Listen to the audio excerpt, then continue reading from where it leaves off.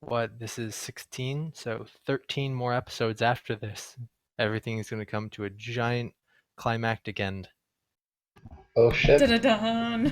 Assuming everything actually goes according to plan. If you guys decide to sit in an inn for 13 weeks straight, things will come to a climactic end. I don't care what you do. The apocalypse goes on around us, we're just drinking. Something ruins all of your spirits, and you're just like, fuck it. There's no reason. We're just sitting here. We're gonna drink it. I feel There like was if we time decide, now. what if there's nothing left to drink in the inn, though? Then you made some shitty choices.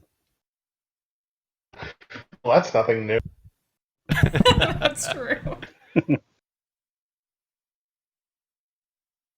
All right, we're gonna get rolling. Hope J Mark catches up. He was the one who's gonna give the recap. All right, Venric, go ahead and share with us what happened last week.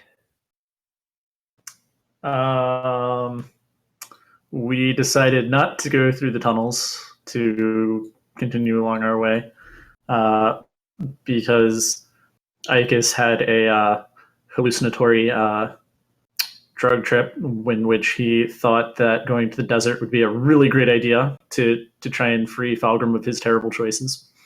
So we were able to catch a ride on the river, which made things a bit faster rather than having to walk. And condensed basically all the travel we've done in the past several sessions into like half a session. Made it back to Shim, tried to pawn off the children with Flint's father, but only managed to pawn off about half of them. Didn't even get any decent gold for them. And then we stocked up and got ready to go to the desert. I think that's everything. I repeat, you are the worst, Burr. That is exactly how I would have summed it up. I could not have said it better at all. So you find yourself roughly, I shouldn't say roughly, on your way to leaving Shim. I believe we had said there was nothing else you wanted to do before heading out. You got your camels, you got the water that you could carry, and you were just hoping for the best the rest of the time. We got a cool thing for water. You did. Yeah. Right, I forgot the endless decanter.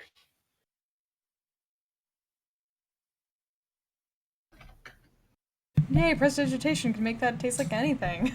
We got Kool-Aid, guys. Let's all gather around and drink the Kool-Aid then.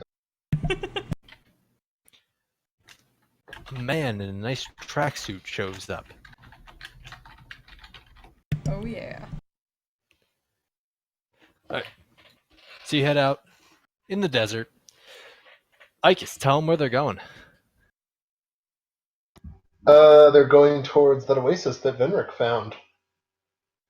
The one that had the strange sightings and stuff around it. I don't remember the name, and I don't have it written down.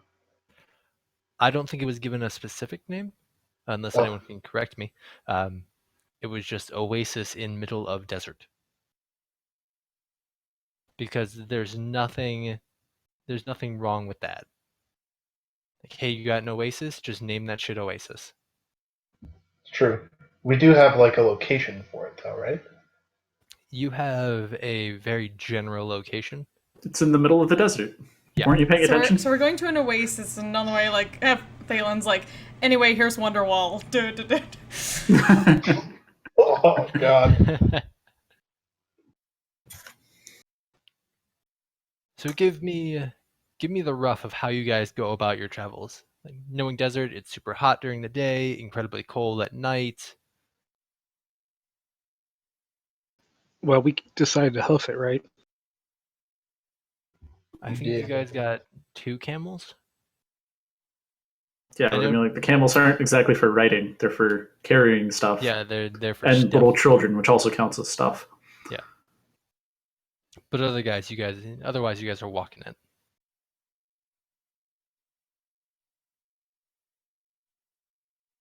Do believe so. Basically, keep your heads covered. Yeah, keep covered up and Keep hydrated. Yeah, I mean, most of us lived in Shim, right? So at least two of us did. So we should at least be like somewhat familiar with how to travel through the desert, if not like intimately familiar with it. Shim is more arid Rockies. Well, the desert is the desert. You know the generals, you lived near it, but you've never Right. had to cross the expanse of it. Right, that's what I mean. Like, we know, like, in general what we should be doing. We just haven't done it before. Yeah. Especially you. You, having read all of your favorite epic fantasy novels in the library, there have been many adventurers who went through the desert Well, of in the course. stories. I mean, the story is really not complete until you cross, like, at least one giant span of dirt. I mean, I'm not sure how anyone writes a story without it. So you know to look out for the major signs of problems like sand scorpions and desert raiders, and also freak thunderstorms. Sandworms, the spice. Right? Yep. I just Locusts. hope somebody's keeping track of, the more mundane problems like heat stroke. Those never seem to come up in stories somehow. Well, that's what we have the Yeah, water no. for.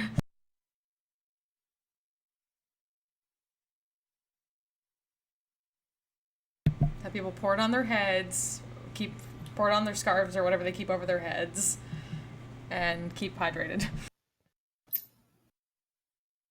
That would be wildly uncomfortable just to have like constantly wet clothing. Not really. If you put it like on a scarf or something like that, and then tie it around your head, it just like dries and evaporates and keeps your head cool. Yeah, it works really well in the desert with damp clothing. Not all the clothing, just at least around your head. And we don't even have to worry about wasting water. How nice. yeah. Or spell slots like you were originally planning to do. I still maintain that just like casting a tidal wave every couple of days could have worked. Venric That is messed so much shit up, though. making the desert's first water park. I'm not saying it would have been a good idea. I'm just saying it could have worked. All right, group, set up the barrels. We're gonna do this again. Again, it's something like 12,000 gallons of water. Like, it's fine. You gotta catch some of It that. was like 20-something gallons of water. Yeah, I still question the fact of whether getting any of it's the hard part or not getting swept away with it. Yeah, these are minor details. Surfer's paradise in the desert.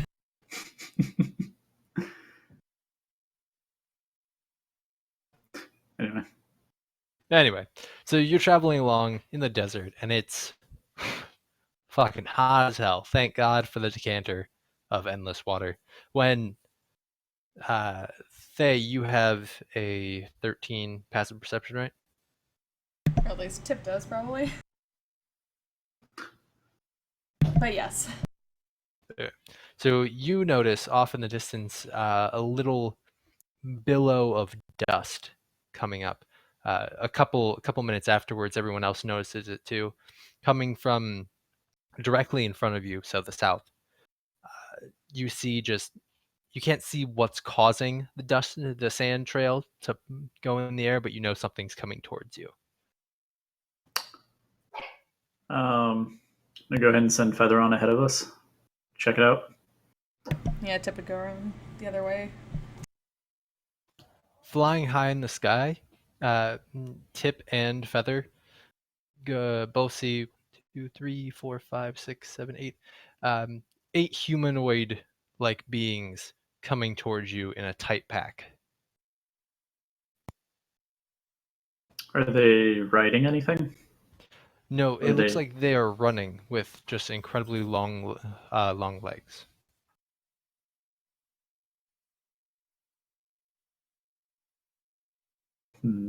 Is a group coming at least? Do we know, like, are they just completely covered? Is that why we don't know what kind of humanoids they are? How Feather, How far away are they as well? Right now, they are indistinguishable from Feather's height, so I would say they are probably like 300 feet away from you guys, so like 500 feet away from him. Oh, so like they're really close at this point. Yeah, they're coming up on you fast. You can't distinguish what humanoids because while Tip is smart, he's not acquainted with the beasts of the material plane, and while Feather has great eyesight, he's not that intelligent, so he knows the basic shapes of things, but not much beyond that. They would at least try to make sure the camels and everything like that seem to be as out of their way as possible, just in case they're just like plowing through without any due knowledge of what they're doing. Yeah. So I mean, do we want to hide or do we want to see what's going on? At least move the kids and them out of their way, and then we can see if they go by or whether they not go by. Because otherwise, they're a little too close for us to hide in the desert. Right. Well, no, we can hide. I've got illusions. Unless they're like tracking us by smell. Right about this time, you see a series of arrows fly by aimed at Feather. Well, Oh, well. Now or never. Hide or fight. I would vote hide. I vote fight. So Feather has like 6 hit points, right?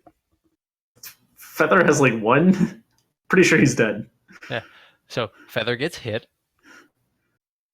And disappears in a shiny poof of magic. You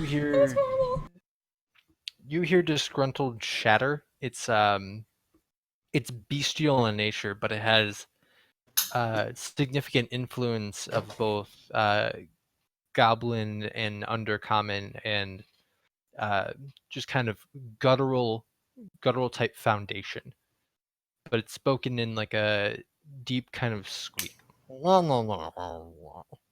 Right, the You moment the moment Feather goes down, immediately the red gem pops up on Faye's glove. I think I'm also going to go ahead and cast a major illusion to make a area of the desert just look like the desert, like hide anything in it, and specifically around the camels and the kids, and if Belcax wants to hide in it, he can. I will also go hide in it for the moment. Camels, kids, me, whoever, just so right as you start to hear the sounds, over the crest of the nearest dune, you see a series of a pack of gnolls coming up, and they of course spot you immediately, aside from those of you who are hiding in the illusion. So Belcax, did you want to hide back there? Yeah. Okay, so Belcax and Venric are back there hiding the illusion. As you go engage in the fight, a kind of black, billowy smoke pools up from around the ground around Fulgrim, and you see him look down in worry, and just a little bit of panic crosses his face as all of a sudden one of the ichor dripping hands reaches out, grabs an ankle, and pulls him in. Oh shit. And now I'd like you all to roll initiative. Gotcha. Oh boy.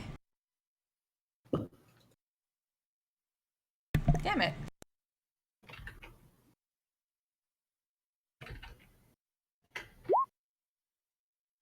Well,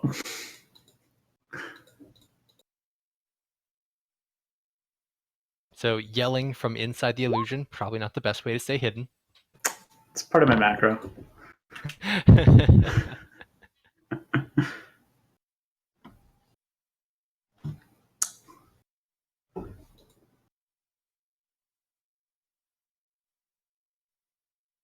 All right, Belcax, you're up first. The map is to scale. So they're roughly 70 to 100 feet from you. Is there supposed to be a new layer up, or is this from the stuff at the bottom? Oh, you guys aren't on the page that I'm on. I'm so sorry. Welcome to the desert. Hey, and we just lost our turn Yeah, order. there went the turn order. Darn it! Though, Give me one sec. It's okay. Roll 20 is hard. Life is hard.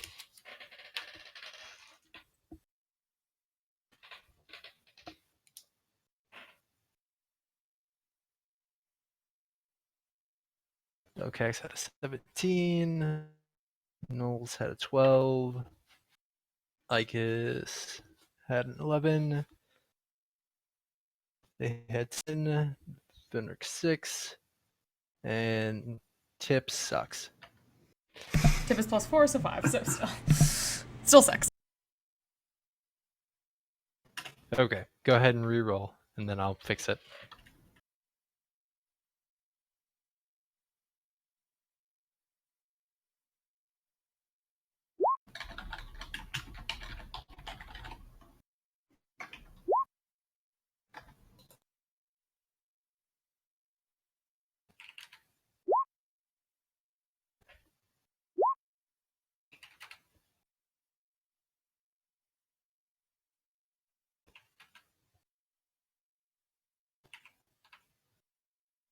And of course, it's just a much better roll this time. Of course.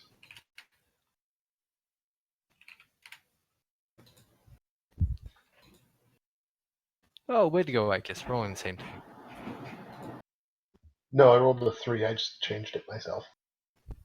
Well, then thank you. Alright. Now, Belcax, what do you want to do?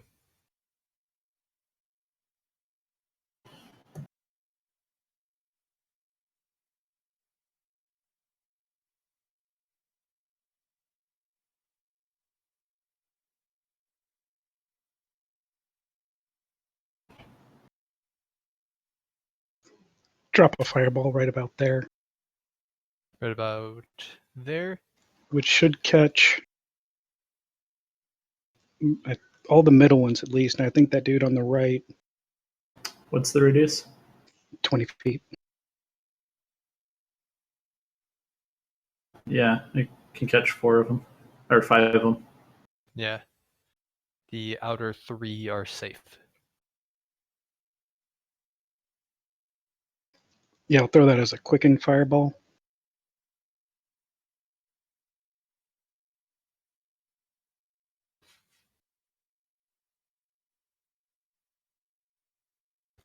Dexterity saving throw. What is your DC?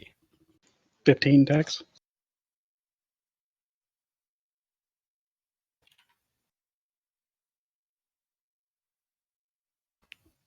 Three, 4, 5. Okay, just going from right to left. He makes it and takes half. Oh god, 18. Math is so hard sometimes. Is it rounded up or down? It's always rounded down. Then, yeah. 18. He fails and takes the full 37. He passes like a boss and takes 18. He fails and is burned alive. Excellent. In short, Belcax is effective. What else is new? I was going to do a twin fireball split between the two at the back. So Okay, go ahead and roll for it.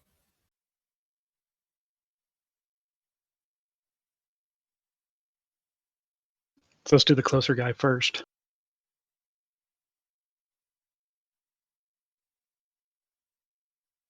That'll hit. As will that other one.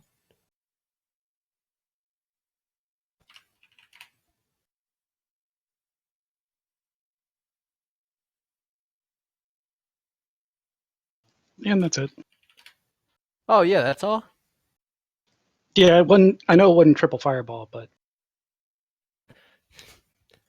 Jesus. We're never gonna get to do that again. No, never. well, will considering not- it wasn't correct, yeah. I will not make that mistake again. Okay, so they all can move 60 feet towards you and make it.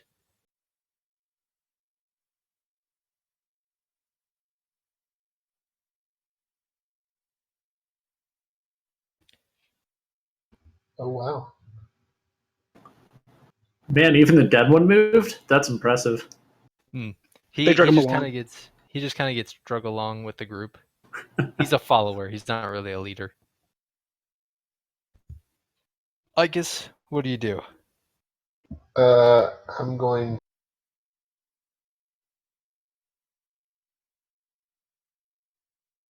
Move up to here, and I'm gonna take a swipe at the one on my left.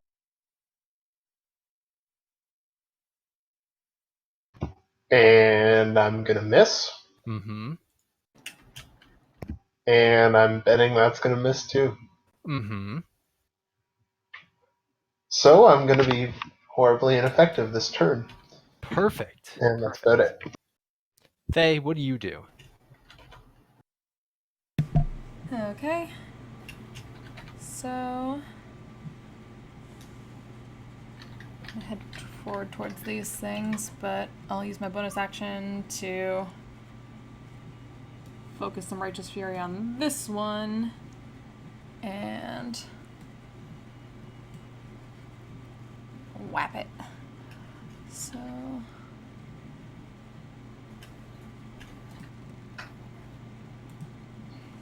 no towel. So you come up and just like some sort of ethereal light surrounds the glove and makes extended version of your fist.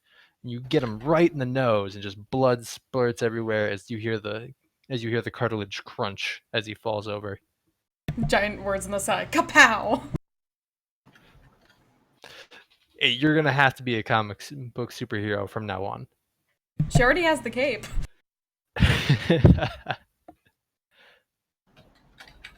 Venric, how about you?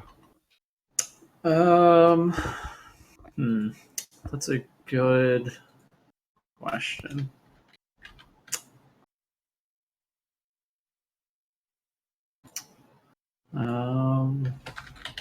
Sorry, 1 second. I am going to go ahead and do a.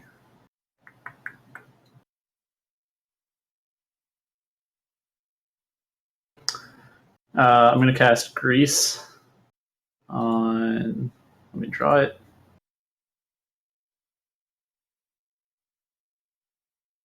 That spot right there. And that is going to be.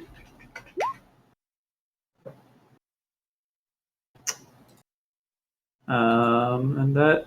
Yeah, that's the right DC. So yeah, 15 DC deck save from those two, where they fall prone.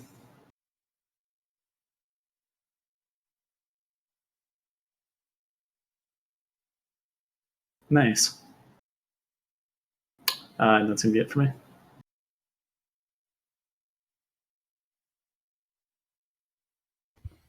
How about Tip?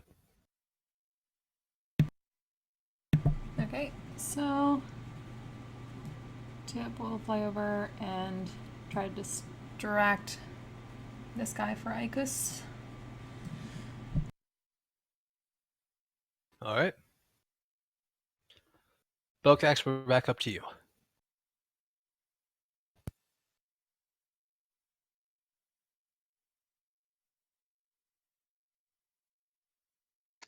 I'll do a scorching ray split between the ones in the back. Closest one first for the first one, and then 2 to the guy in the back. Oh. 1, then 2. That macro seems broken. Yep. Which is a shame because 2 of them were crits. Yeah. I mean, it's not a shame. They're both crits. Trying to understand Yeah. how You it's don't broken. change that. Yeah, I'm really unsure of why it's showing as 0. I'm also unsure why it's dividing something by about 10 billion. Yeah, they all do that. I don't know why. We at least know 2 of them are crits, because that's definitely a natural 20 on 2 of them. And the third Yeah. one's like 10. Oh, hey. Apparently, for that one alone, it was unhappy with the fact that I have the bonus commented out. Huh. So I didn't have to Because it's remember not what the taking effect was. comment. It's trying to add by nothing divided by 2. Well, no, but it was at the very end, so it was everything that happens plus, I guess, null. And if this is all being done in JavaScript, well, I could probably tell you why that happened. Yeah. Anyway. Okay, so that makes more sense. The first guy gets hit and lights a fire and promptly dies. The guy behind him, though, is much better at dodging, ducking, dipping, diving, dodging, and manages to miss your scorching rays. However, this circle now is ablaze. So I guess we're using the second set of rolls for that then. I mean, to be fair, those 2 are prone, so you should have had disadvantage anyway. Which, between the 2 rolls, would be the second set of rolls. I know that that affects ranged attacks, but does that also count for spell scorching attacks? ray, yeah, a ranged It's a spell ranged attack. spell attack. Go ahead and roll. Well, he did roll twice. They missed the second Oh, one, that's right. so Did reroll. All right. Well, who was the third ray targeted? the Was that last 2 also were that aimed guy? at the last guy. So Okay. Yeah.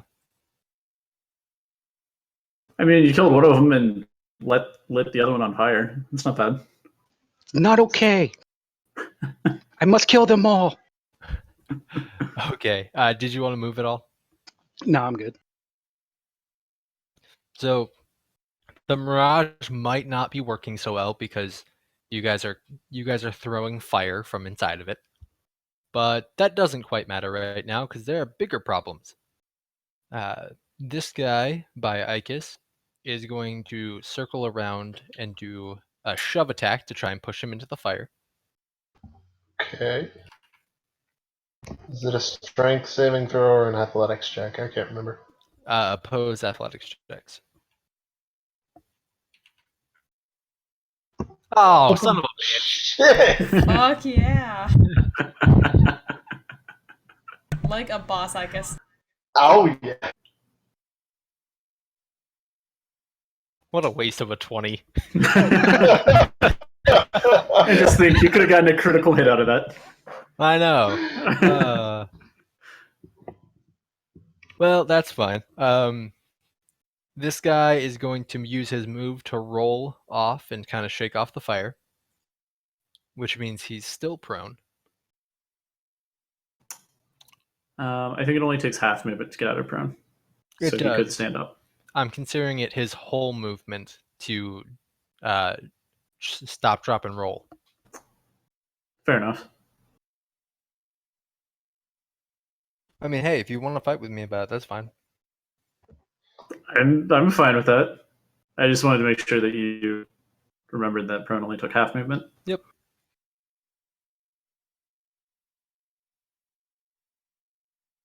Okay, this one will run. Who's closer? Yeah, he can definitely make it there. So he will run over here to where the source of the fire is, because that's a much bigger problem. As will he.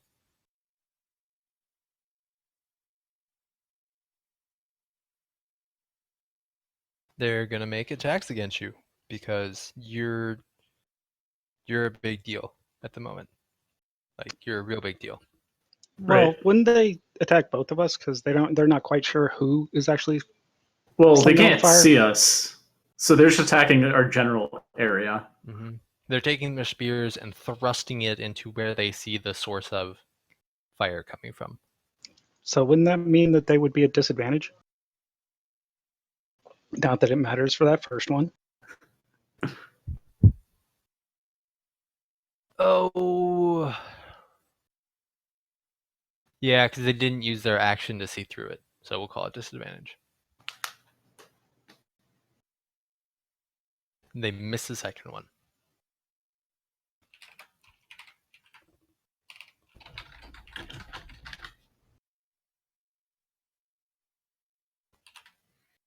So take 6 damage from their spear.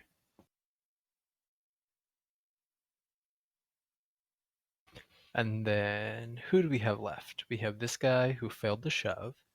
And then we have this guy who's going to go punch they. That'll end well. Bring it. 23 versus your AC.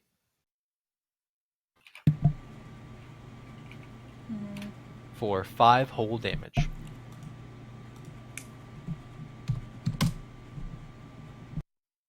I guess, what do you do? Phase, Tip's still giving me advantage against the one that tried to shove me, right? Or was he giving advantage against the other one? The one that tried to shove you. Okay, awesome. I'm gonna make an attack against him for 5 damage.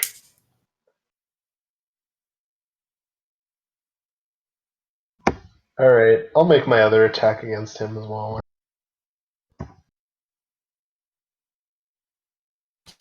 You know better. As a longsword cuts into him, you see that that wound is fatal. Oh, okay. Awesome. I'll move towards the boss. Around the edge of the fire. Because you wouldn't want to walk through fire. That'd be a bad idea. That would be a bad idea. And I'll make a second attack at the boss. Oh, hey, what was the rules for when somebody's missing? Adding, like, to rolls and stuff.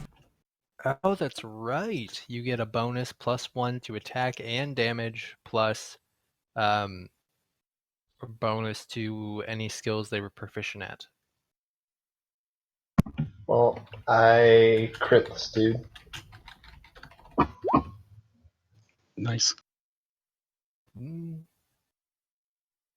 Is there a reason you had advantage? He's prone, I thought, still. Oh, shit, he is. Booyah. Took away the little marker, completely forgot. He's dead on the ground. Awesome. Okay. And yeah, I'm done my turn. Faye! Someone tried to punch you. With the tip of a spear. Yeah, wailing this guy for feather!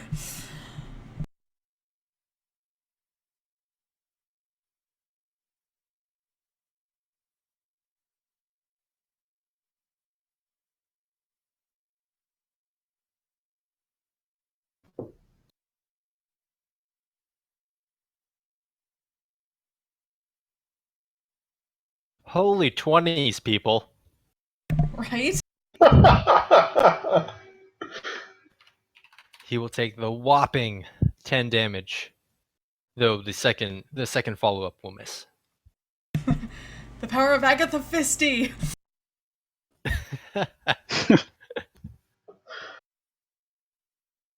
Fenric. She's One Punch Woman. Yep, I'm gonna go ahead and cast sleep on these two to the left of us for 31 hit points. Top or bottom? It would be whichever one has less health, but if it's my choice, then let's do top. They have equal health. So Okay. Yeah. So he's sleepy. Yep. Kip, Tip, one of them. Okay,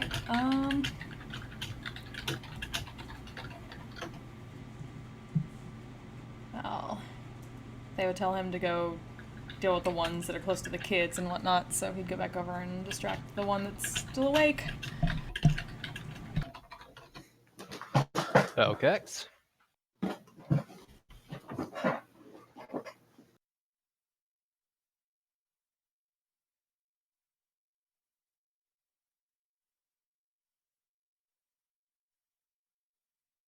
I'll do a scorching ray at the one not sleeping.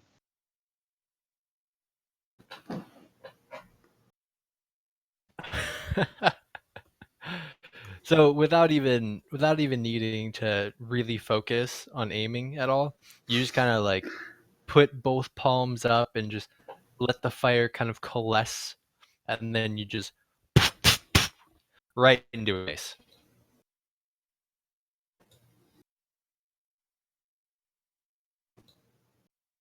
And on his turn, he is going to disengage and then run away. That way.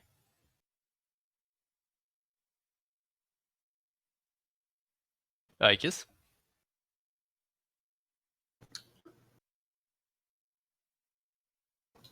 My stubby dwarven legs can't catch up to him, so I'm just going to let him go and start checking to see if anybody's actually hurt.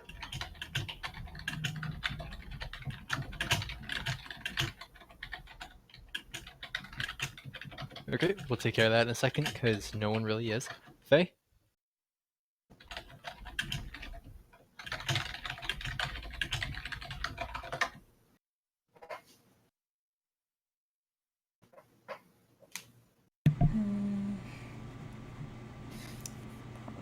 Ponder. I guess I should say, does anyone want to try and stop him / pick him off before he runs away? Yes. Yeah, I'll go for it. If you'd like to stop him and try and pick him off, roll your attack. Faye, if you want to do your Eldritch Blast or run up and punch the shit out of him. 25 for 9 and slowing. He's very cold in the desert, which is quite refreshing.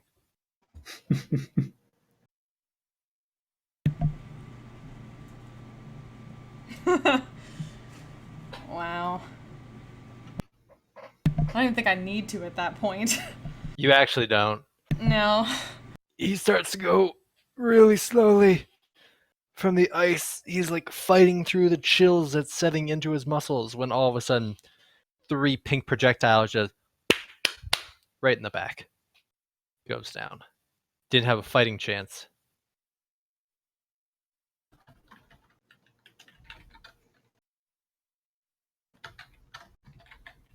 Alright.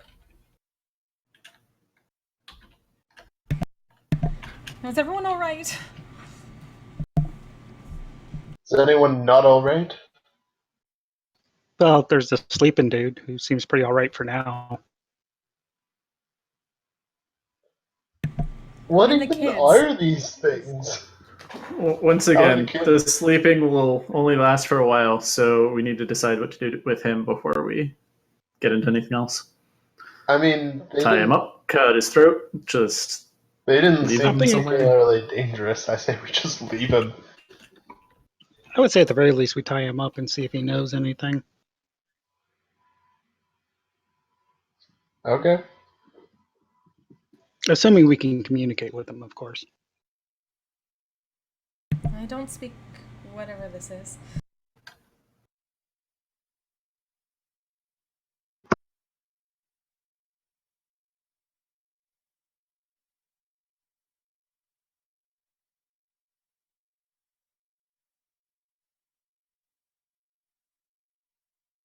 A minute passes by, he wakes up, now tied, and he just starts, with a guttural growl, whipping his head around, snapping at anyone who gets close.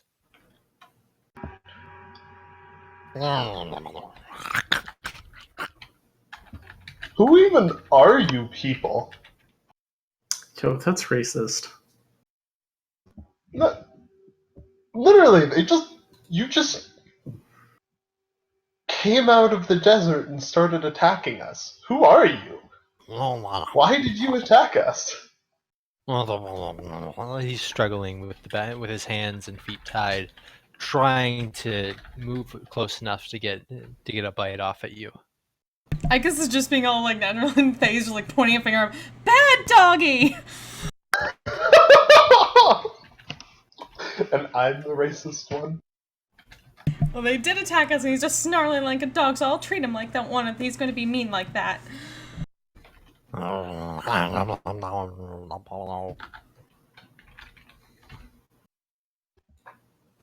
Can you speak common? I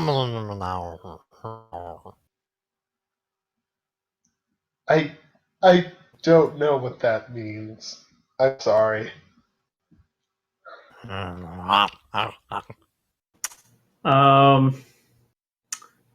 going to go ahead and use a series of minor illusion casts to construct a poorly drawn image, essentially, of him leading us to an oasis.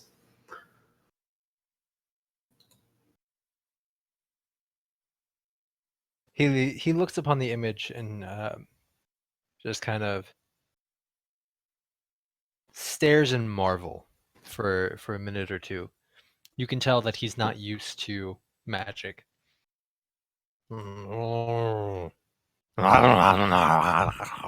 Starts trying to bite at the illusion.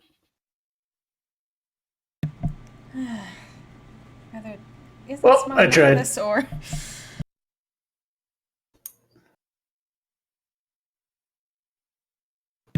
say just keep going. I'd say we could give him a bone, but I think the only bones we have are from his friends. I'm not sure how culturally sensitive that is. Just bring the kids and keep going forward. I'll catch up. I'll untie him if he tries to attack me. Wait. I will go ahead and take 10 minutes to cast Comprehend Languages. Ooh, okay. Forgot that was a ritual. I forgot it was a ritual. I was thinking of tongues. A minute into the casting, you see him muscle out of the rope and lunges at Belcax. I am immediately using my reaction again. I would like to attempt to grapple him, as if I can reaction, but as soon as I can. Belcax has a 14 versus your AC. That's gonna miss. Alright, he goes to snap, but you are just able to kind of lean your head back as the jaws come eerily close to your face. That's my attempt to grapple him. He cannot actually get above a 22, so yeah, you're fine. Sweet.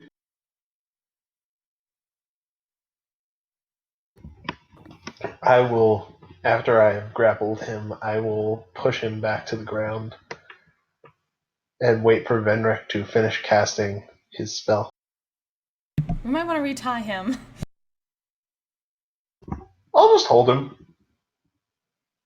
I didn't know if shoving meant you could do that, but So, does anyone else want to do anything, or just kind of if I could probably aid Aekus in holding him down. I'm gonna go start searching the other bodies for anything. Okay, so because you're in such close proximity to him and his mouth, he's going to keep trying to bite you. Ikus. Okay. And 19 versus AC. That was with advantage rather than disadvantage. Yeah, it's supposed to be with advantage. They're hugging each other. Okay. My AC is 19. You mean he's what, pinned? Oh, but wait, if he's prone, he should get disadvantage on attack rolls. Right. Assuming he's grappled and prone, he should be getting disadvantage.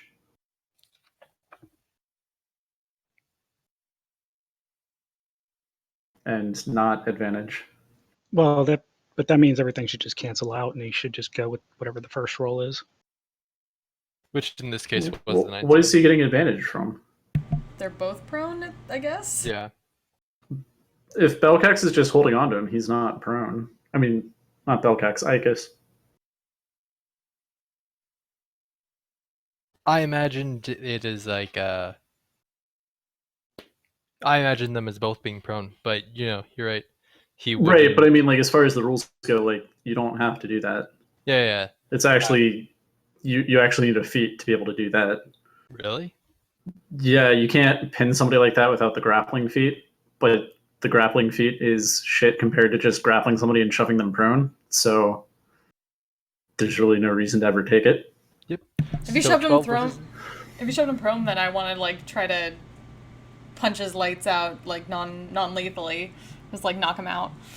All right, so a 12 versus AC will miss Psychus, and then go ahead, punch his lights out.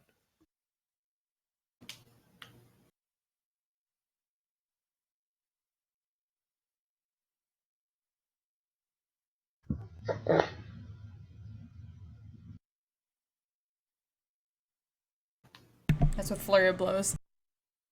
He doesn't look super, but at the same time, he's still conscious. I'd And- also like to punch him. All right.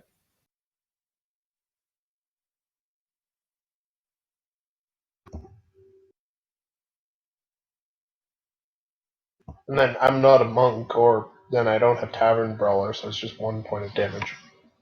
Plus your strength. Yeah, 1 plus strength. Oh, 4. So 5 damage. Oh, you're so strong. Non-lethal. It's fine. He's still awake. Okay. He's still kicking and snarling a little more fiercely now that he's been hit. Venric's I'd like busy. to make an intimidate check, I guess. 8 on that. Yeah. Stop! Simple, sweet. Comes in, we're like, stop! I'll also yell at the thing to stop trying to intimidate it. So Ike's does kind of come out a little bit whiny as damn, dude, really good at that. As he's struggling to keep him down, your intimidation isn't effective, but Belcax him over and just in a booming voice yells, "Stop!" It's clear the creature doesn't understand what was yelled, but just the sound in and roar. of was enough to scare it for a moment.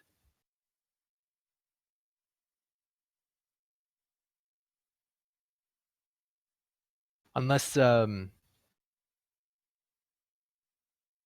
no, that's probably it. It just kind of cowers a little bit at Belcax.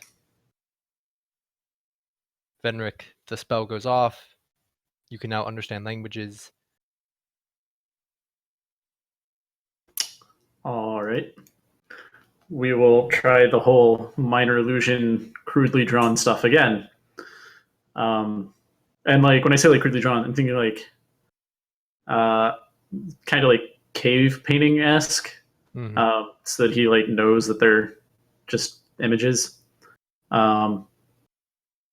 and draw him this time trying to attack Belcax again and then getting murdered. So as it pops up, the image of him attacking Belcax, he starts snarling and biting at the illusory image of Belcax.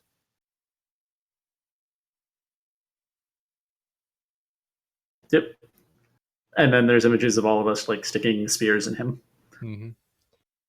So as the illusion him gets stuck with spears, he's trying to bite at the illusionary Belcax that you've presented to him.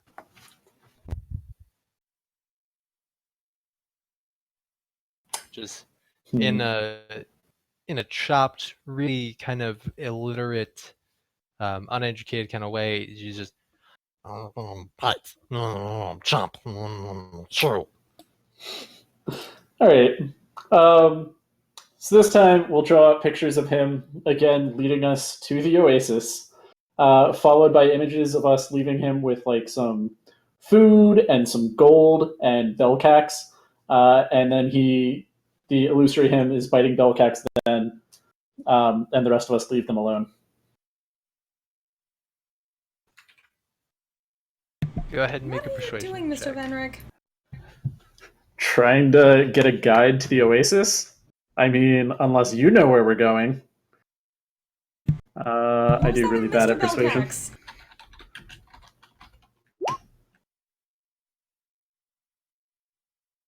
Can I aid on that? Probably not, unless you're also able to assist with the illusions or speak null. No. Sorry, a 14's not bad. I'm not not bad. sure that aiding would actually help me. It's not bad, but he also doesn't seem convinced. Now that the illusions have obviously lost their realness to him, he's starting to bite back at Icus and Belcax and Thay and even you, if you're within 5 feet of him. Just trying to nap Go out ahead at and anyone use. closest.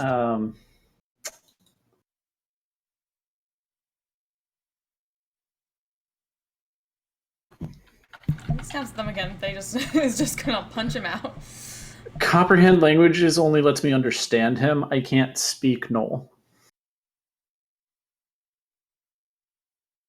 So you're gonna punch Thay? I will go ahead and use prestidigitation though to have a small essentially static shock spark appear at his nose and sting him a little bit as he's trying to bite at other people. You see his nose scrunch a little bit, but it only increases the ferocity at which he struggles against Icus. This isn't going to work. Let's just leave him here and go.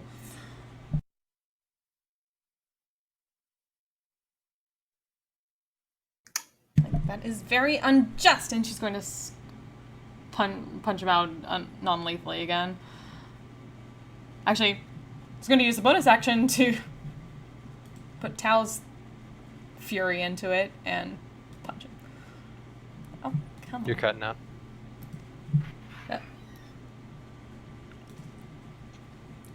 Oops. So you said non-lethally? Yeah, non-lethally, but I'm adding the red gem.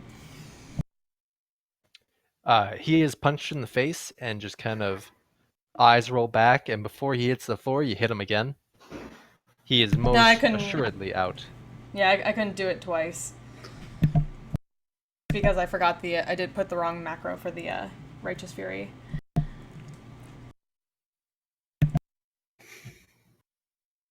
Well, I guess you can kill him then. Not killing him, let's just leave him out here. I mean, is there really a difference between leaving somebody alone in the desert and killing them? Torture. Well, assuming he lives here, I'm assuming he can survive here. That's what I figured. But I mean, just get out of the alright, way. say you're out with a band of your brothers, and all of them get brutally murdered, and then you're left alone, and you get knocked out, and you think you're gonna die, and then you wake up amongst all your fallen brethren. Sounds Would like you really Tuesday. want that? Or would you just want the semi-honorable death in combat? There's no real honorable death. In what You're we're also doing assuming here. it understands honor. That too. Yeah, This is my honorable route. I say leave them. They'll probably have at least some food stashed away, and it'll be food for 8 or however many of these guys there are. 2, 4, 6, 7. It'll be food for 7 and water, so he'll be able to survive for a while at least. And we're not far into the desert, are we? We're not even a day in. No, not even a day in. So This is he'll be still fine. outskirts. Let's just keep going. Come on, camels. Come on, kids. As you search the bodies, you find in total 39 gold, 42 silver pieces, and 67 copper pieces, along with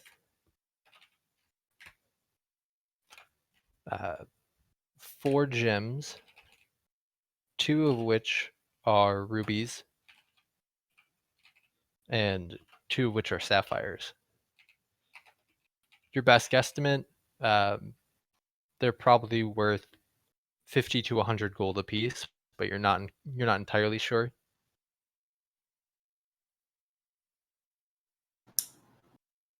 39, 42, 67.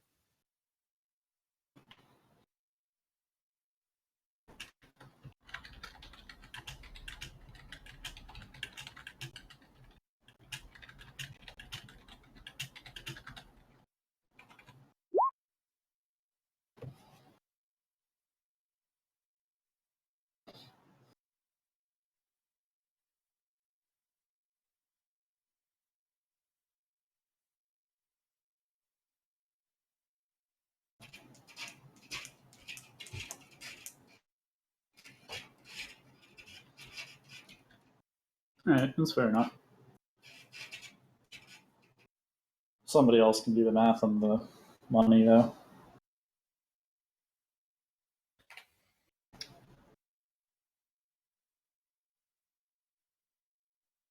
But yeah, other than that, I guess we just pack things up and leave Dogboy here to have a miserable life. All right, let's do it. And I am going to have to wait till we get back to town to re-summon Feather. Poor Feather. Dead Feather is dead. Tip, I'm glad you're still here. If anything happened to you, I'd be so sad. Does Fulgrim come back from his sudden trip after we're done? Or? You know, you don't notice his presence. That You- is strange and unusual. You smell a distinct, off-putting odor, kind of like burning rubber. It just kind of follows you, but Fulgrim is out. All right.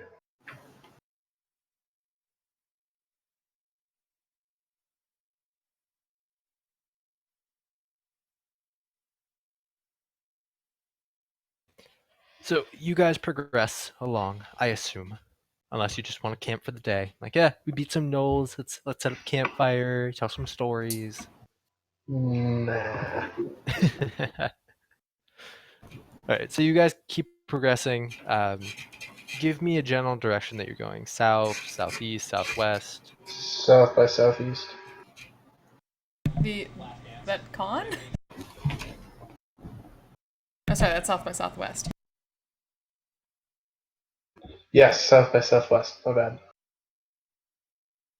So Directions you are hard. head on, and you see just on the horizon the wavy appearance of a small hut.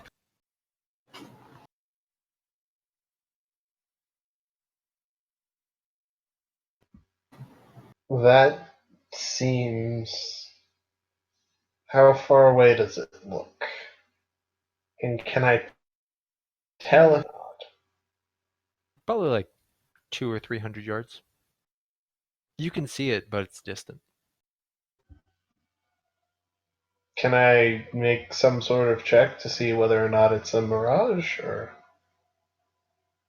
Tell me how you'd go about discerning a mirage from real life before interacting with it.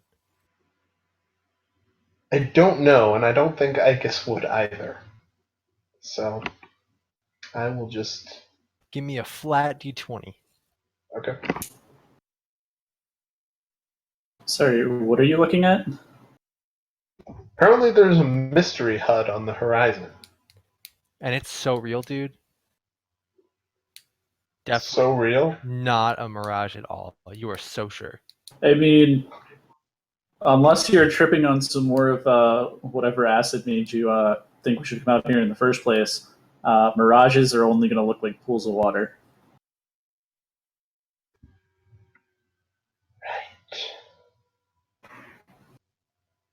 Right. It could also Oh. look like a Coca-Cola vending machine, but then it turns out to be RC Cola. No. Still better than Faco.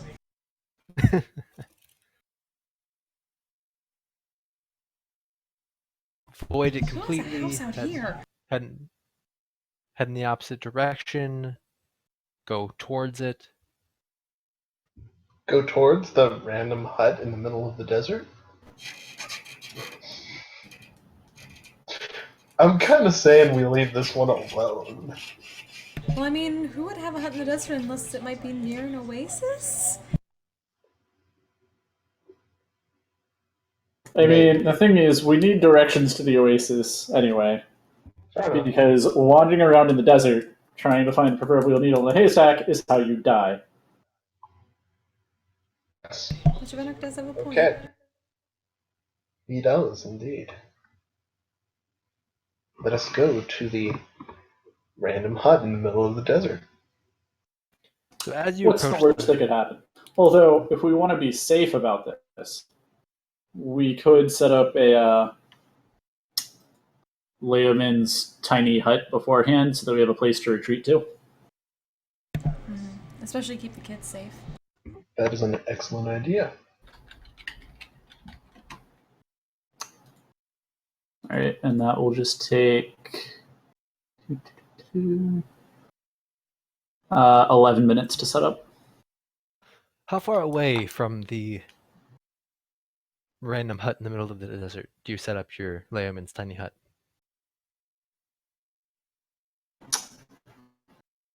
I don't know. It's up to you guys. Solid answers. I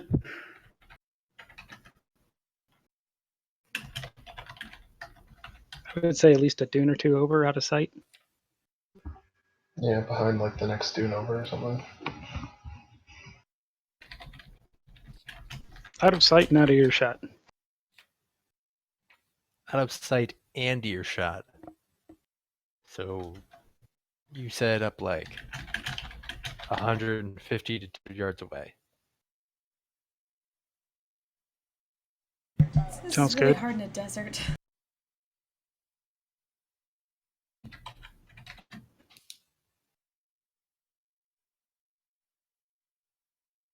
So you hang back, you set up them in tiny hut, you leave the camels and the kids. I assume you leave them the decanter in case they get thirsty, and or you never come back. And Sure. how do you approach?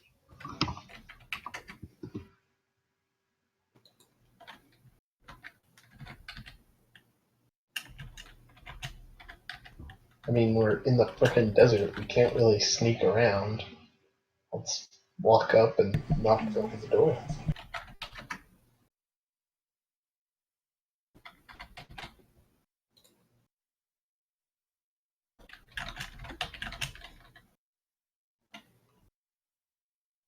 Here, have a tiny hut. As you get close, you start to hear snapping and snarling, along with a human voice that you can't quite make out the words to yet, but you definitely know there's some sort of sentient being nearby, along with some sort of beasts. From the amount of snapping, it's quite a few.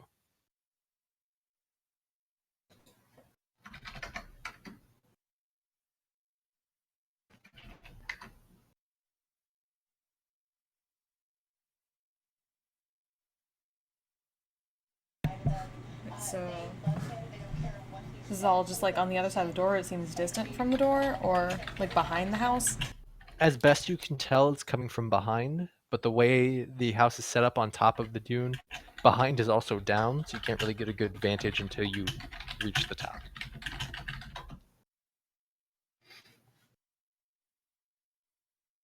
Well, Thay's gonna think someone might be in trouble, so she's gonna start trying to run around to see towards the back.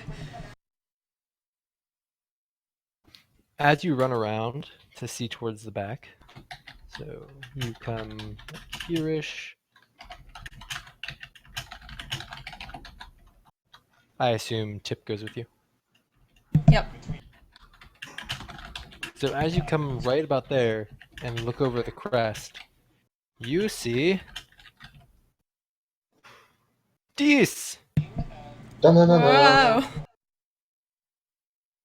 You see one tribally dressed man. He's got a cap to keep him shaded in the desert, bare chest, and incredibly tanned, with really open pants, along with 6 giant hyenas. As soon as he notices you, "Eh, what are you?" What? Was that not? That wasn't common, was it? Oh damn! Somebody actually speaks Common.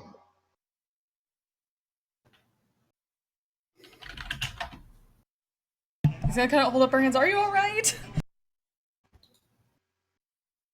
Book, book.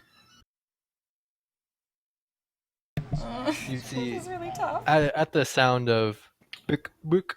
Wait, hold on. I think I still have comprehend languages up. Oh, neato. I just need to check how long that lasts. Sorry, we were being bad at math. I saw on the side. I can't hold it against you. I am almost always bad at math. Where the heck is this stupid thing? Yeah, so it lasts an hour. So how long have we been walking since we left the knoll to die? Much more than an hour. All right, then I don't have it up anymore. Like, travel in the desert is like a slog of just trying to constantly move forward. Every once in a while, like it's probably been 3 hours since the knolls when you finally saw something that wasn't sand and fucking dunes. At this point, we might just need to cast it and not worry about the ritual. Yeah, but that takes up a prepared slot. Oh, I've yeah. got like other important shit to do. So at the sound of book, book, you see the hyenas start to circle around this way. And these ones come close to him. But these ones come closer over this way. Just gonna yell at the guy. We don't want to hurt anybody. We just need directions. Upon shouting, they take notice of you as well. Start to just ever so cautiously circle around this way, as this one retreats back here and this one comes over here. I guess I'll shout the same thing in Dwarvish. See if he understands that for some weird reason. At your shouting in Dwarvish, all the hyenas snarl, and none of you have really moved from your positions at all, so they start to just bite right in front of themselves, giving off the very clear warning of hostility, while the man up, dick up, dick.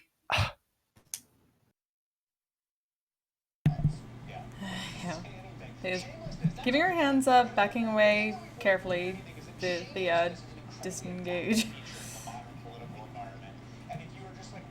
Stay back away from them. She would kind of whisper a tip to maybe check out this guy. Heart sight. What is the save? 10. But you can at least see his mind, like what he's feeling without the save, but it's alignment with the save.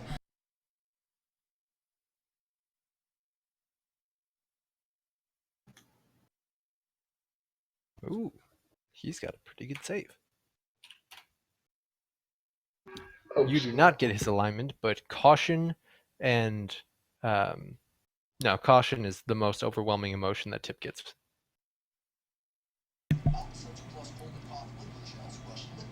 Yeah, they all mentioned back to Icus and then that he's He's not immediately hostile, but just be careful.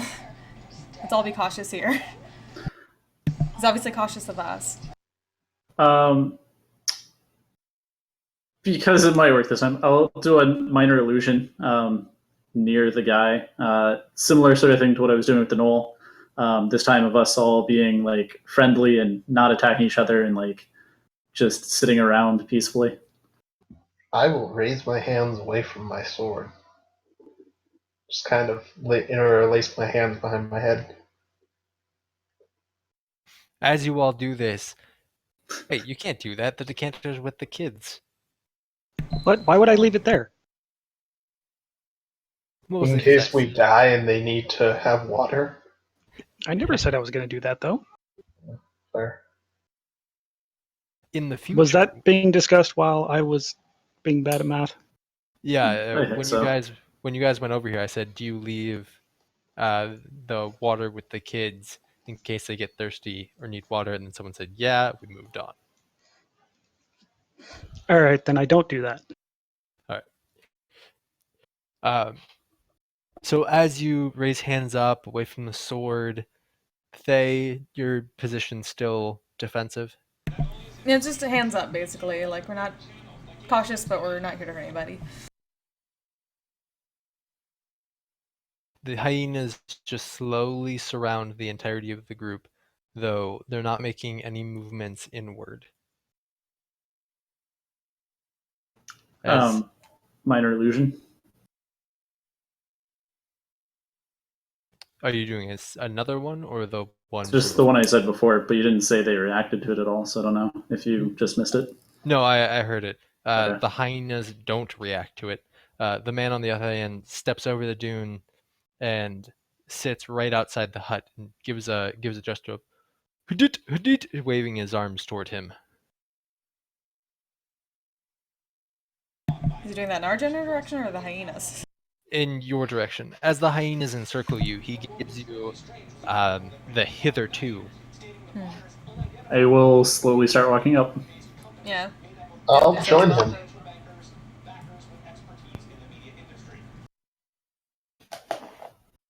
So as you all take a casual sit, Belcax, do you join? Oh, no. No, I'm chilling out back here. So these ones close in right here. Z2 go and just kind of circle around Belcax. The man looks at you all, just kind of mulling over his choices. You see the cogs kind of churning.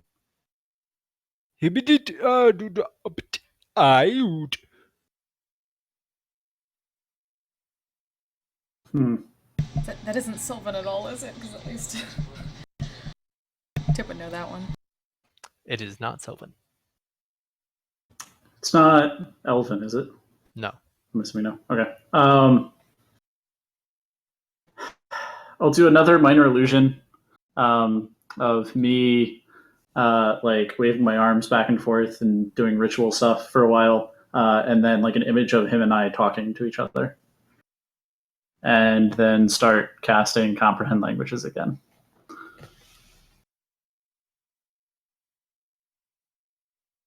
As you do that, as you create the minor illusion, you see him look and points and then point at you as well, and making the same motions as your illusion. And then when you start, he goes and mimics your movements. Words of arcane power and all. After 10 minutes have gone by, go ahead. Well, since he was copying me, I wonder if he did the same, like actually did it. So I'm just to say, hello? You hear back in his nomadic language, but of course understand. Hello. Ah, wonderful. I'm going to pause here and look at Ikus. Okay, so we can talk to him. What do I say? They just looks relieved. Ask him about the oasis. How about you start with your name? Right. I'm Venric. This is Icus and Thalin and Belcax. It's good to meet you, sir. I wave from the back. If they'll bow her head. Your friend, he does not join. He's shy. He is rude.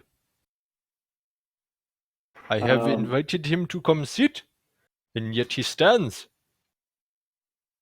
Well, to be fair, go get Belcax. He's being rude. Cax, come sit. I said go get him, not go shout at him. They'll get up and do it. Mr. Belcax, come on, it's alright. alrighty then.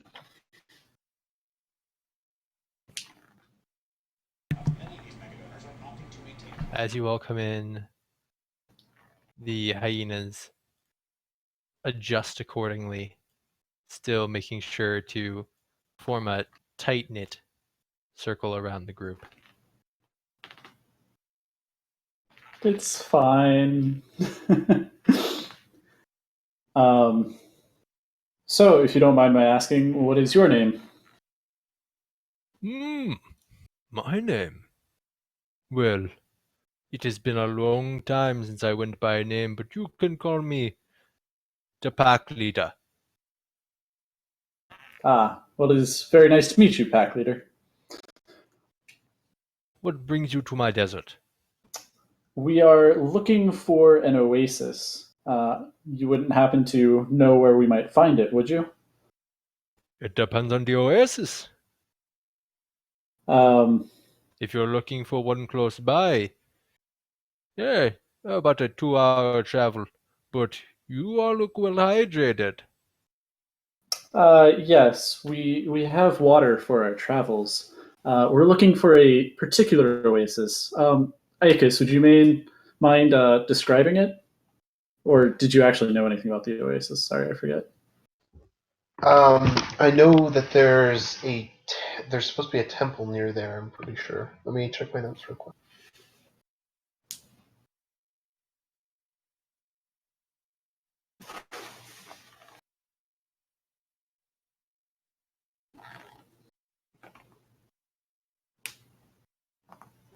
Yeah, there's supposed to be an oasis with something beyond comprehension there, is all I know.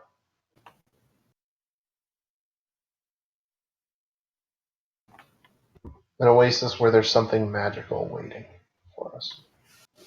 Where magical things happen. Yep. And he can understand you, so I don't have to translate. He sits and strokes his chin for a moment. You're not talking about the oasis of the fallen goddess, are you? That sounds appropriate. Yes. That sounds like gibberish to you. Yeah, that would have to be translated. I'll translate. My bad. Yes, I will translate that. No, that's bad news. You don't want to go there. I'll wait Why for not? Ben. Yeah. And nobody come from there who don't come back crazy.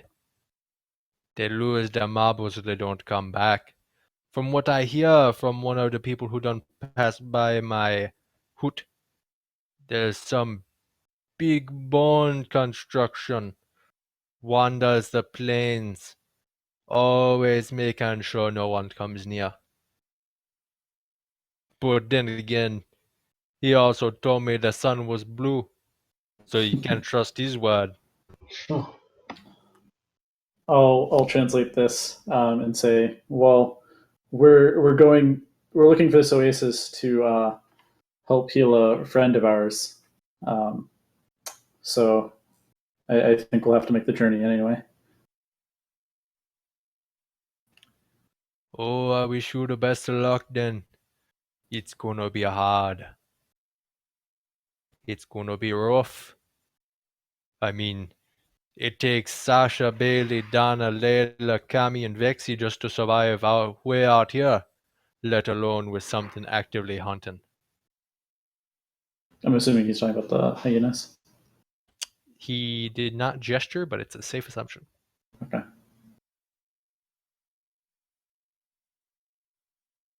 Well, that may be true, but like I said, we're doing this to help a friend, so. Which one of you was this friend? He disappeared earlier this morning. He was grabbed into a black portal. That's some bad juju if I ever heard it. Right, which is Tell us why about we it. need to go to the temple. Temple? Oh, there ain't no temple there. Oh, That right. ground. Sorry, that was something else. That ground be unholy and cursed. You don't want nothing to do with it. Then I have no doubt that you are right. But can we have directions anyway? Eh, I can't see. It won't hurt me. He starts to draw with his finger in the sand, giving you a rough sketch of how most directly to get there. I He will points copy out- his sketch into my book. He points Sorry. out places. insight for him saying that it's dark and unholy, I think were his words, and for his directions as well. The directions, give me 2 different insights. Okay. Can't tell by his words just because you can't understand. You have to use Fenric as a translator. So it's going to be a disadvantage to see if he's lying. All right. As far as his directions, you're pretty sure they're correct because as he draws them out, he starts marking out to you guys. Hey, I would watch out for the right here when you go by. This is a dangerous place. The centaurs roam. You don't want to run into one of their. Do not visit horsey people. Got it. Also, be careful round here. He points about 3/4 of the way along the trail. You see blue fly high in the sky? You dig a hole, you hide in it.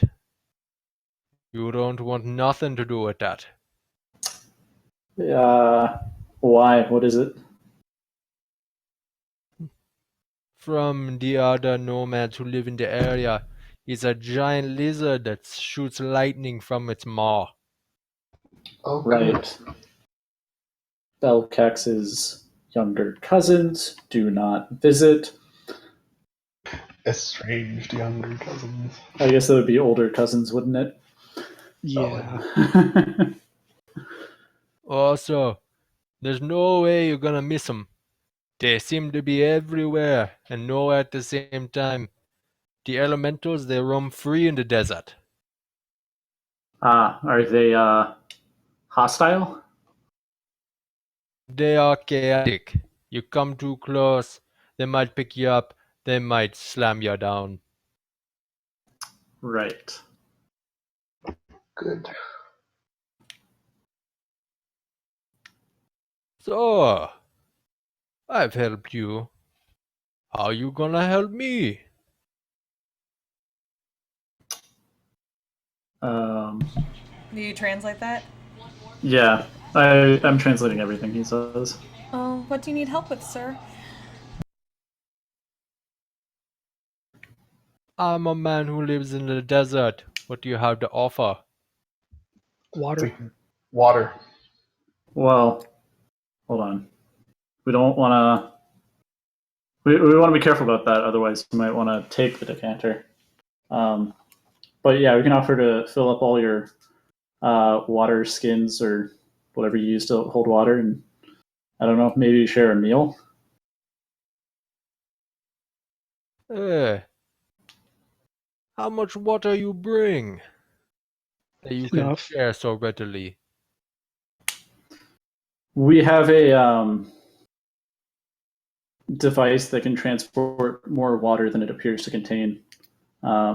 It's limited, but it should be enough for us to get into the desert and out. We brought a little bit extra since we didn't know exactly where we're going, but with your directions here, we should be able to spare some. Hmm. Well, like I said, Close Oasis is only a 2-hour journey.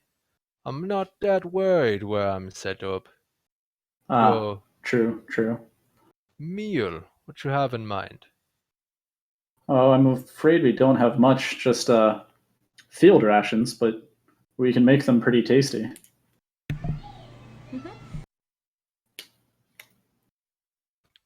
As excited as everyone gets about some field rations, I think I'm gonna need something a little more rewarding. um,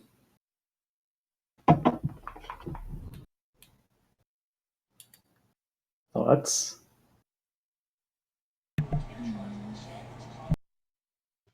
Every time I've tried to make a deal with somebody, it's gone horribly wrong. So I'm going to stay out of this one. Didn't you do okay with Guilfoyle, whatever his name was? Who? The dude with the glorious goods. Gatter. Well, they'll speak No, up. Well, no, I didn't. we at least have some extra hands that we can help you with in case your friends here aren't able to. And she mentions like she kind of, with a grin, kind of opens and closes her fingers, saying that she has like thumbs where they do not. You offering to stay and help? At least for a while, if there's something we can help with. Hmm. How long you stay for?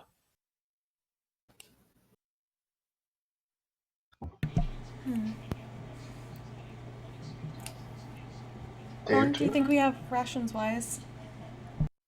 A day or two? I think we can spare a day or two, especially now that we have directions. Yeah.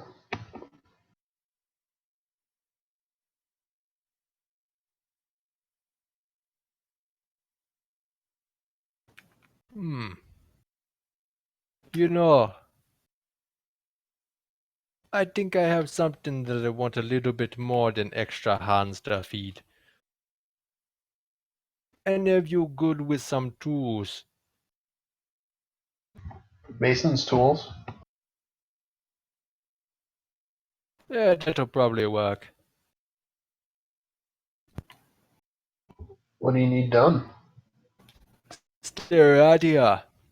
He gets up, and all the dogs, all the hyenas immediately get onto all fours and just start aggressively growling at all of you as he goes inside of the hut.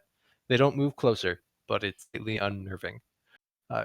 As he comes back out, they all sit down again, and he has just a box that, look at it more, it has a weird undefined shape to it. And he goes, found this buried the other day by the oasis. I was digging, maybe hoping to find some good food. You know how everything loves to dig deep and hide from the cold at night and from the heat during the day.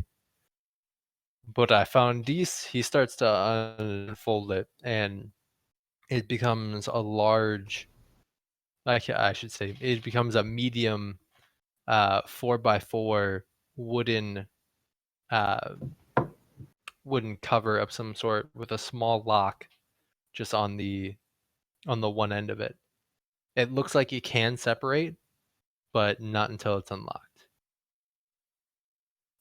The way this unfolds, I know there'll be magic in the world, but I can't get this open for the life of me.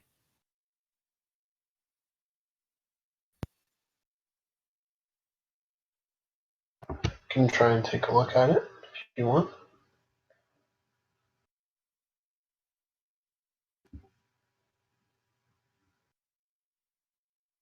How do you take a look at it?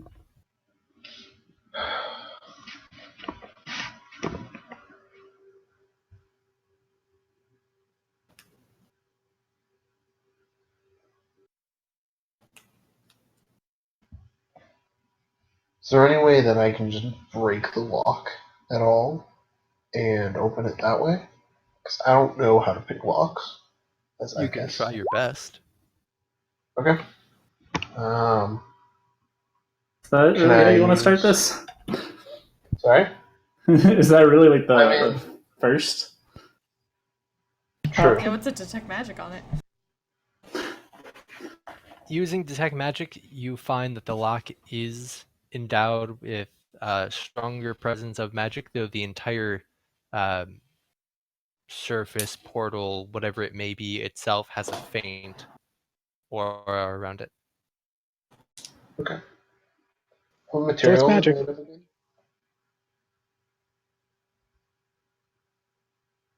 Sorry, what material is it made out of again? It is wooden, aside from the lock, which is an inset metal of some type. From Okay. your best guess, it's probably iron or steel.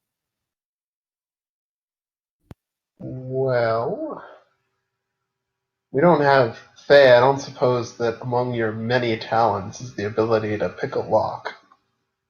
I'm afraid not. I'm gonna ask him if he is just looking to get what's inside the box, or if he wants the box itself. Depends what this is. Get it open and we can talk about it. Well, what if getting it open breaks the box?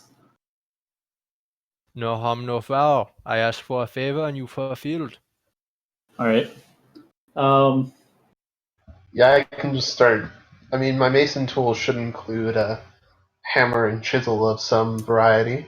I right. can just start tapping away at the top of the box carefully. Yeah. If that doesn't work, I can dispel it. Possibly. I can try to at least. Okay, so give me I'm gonna say a dexterity check with proficiency because of your masonry tools.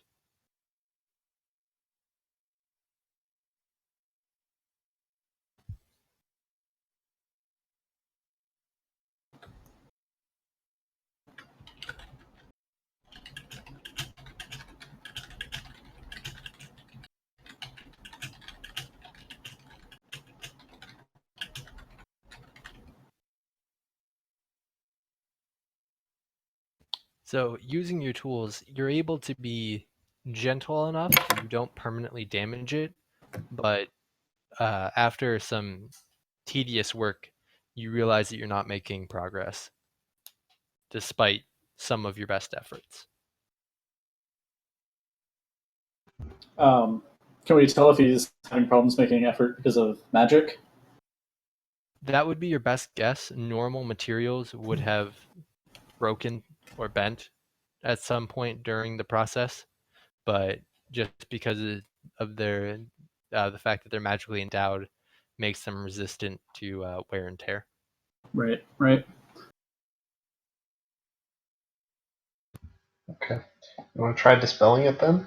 Yeah. So the way dispelling works is rules is written. It only works on spells, not necessarily items. Can I still go ahead and try it? You would know that it doesn't work on enchantments, but you could do it anyway if you wanted.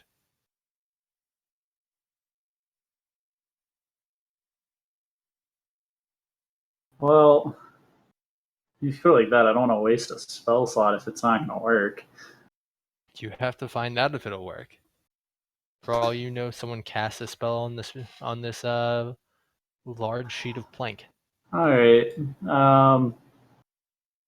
We'll try it. So choose one creature, object, or magical effect within range. Obviously, the box. Any spell of third level or lower on the target ends. For each spell of fourth level or higher on the target, make an ability check using your spellcasting ability. DC equals 10 plus the spell's level. Make an ability check. Yep.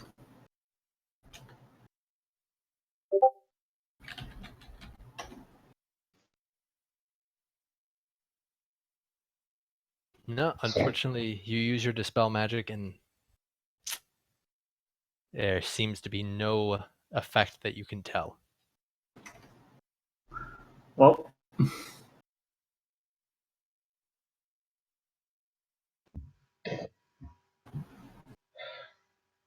I can start on the lock, maybe.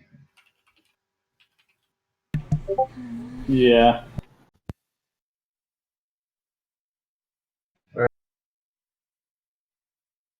Alright, I'll do another Mason Tools check for the lock, I guess. Try and break that.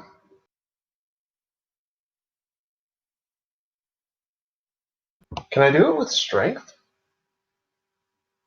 If you're not looking to be gentle this time around, then yeah. Well, if I just want to smash the lock, then... But the lock is inset, so there's not really smashing it so much as like trying to carve it out. Before you were trying to do it as nicely as possible so as not to damage the rest of it, but if you will just want to kind of go at it, strength it up. Try and do it gently first. Hey.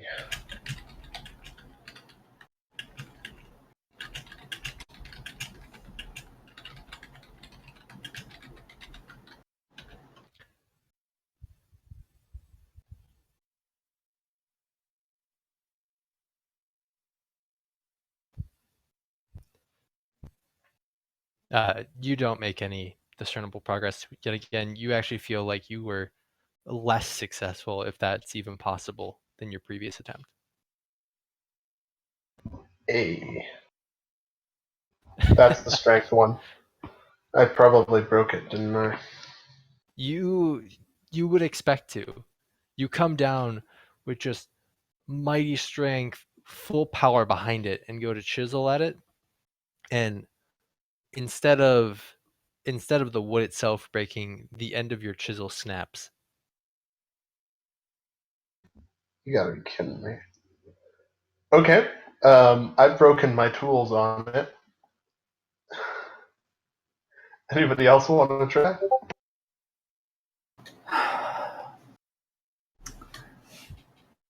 Best I can do at this point is try greasing the lock, but I don't think that's going to help.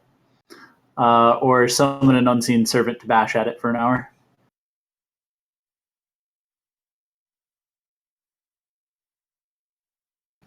Like I said, that's all I can do.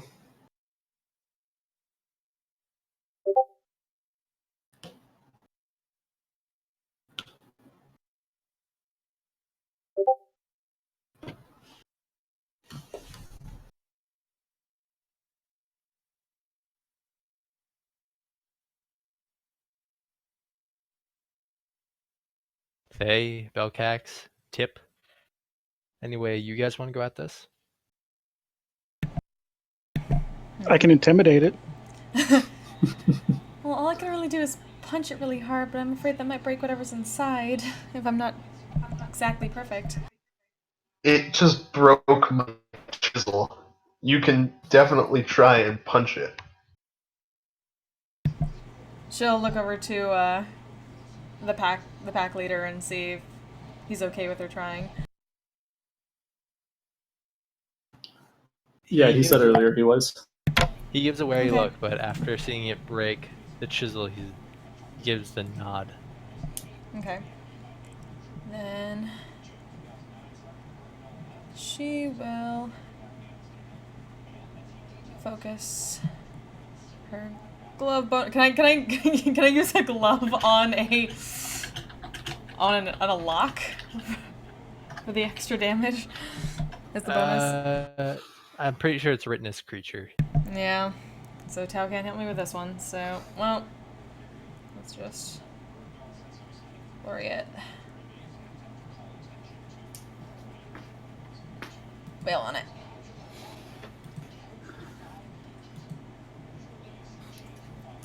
You seem to do discernible damage to the wood surrounding the lock, but the lock itself is sturdy. I may just have to Can I cut it out from around the wood. Okay, I need you all to make intelligence checks. Doe.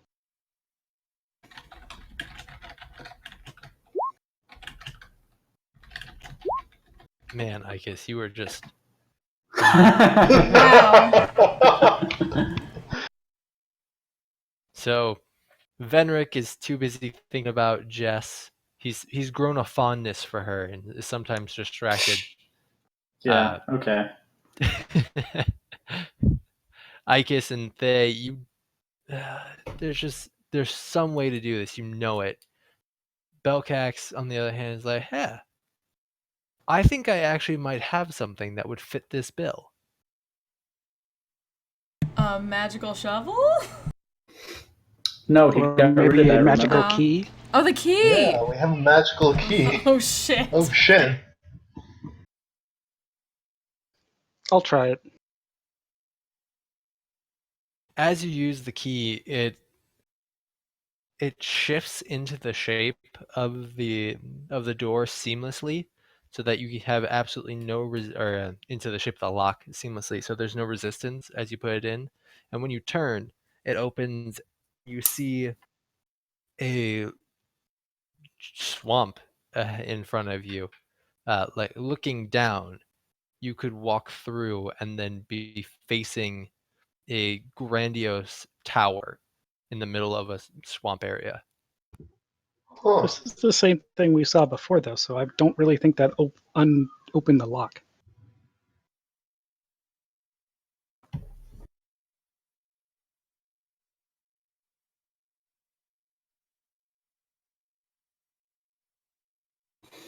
Right. Unless the door was But open after maybe the it thing opened went the away. lock well enough to convince the guy that that's what it does.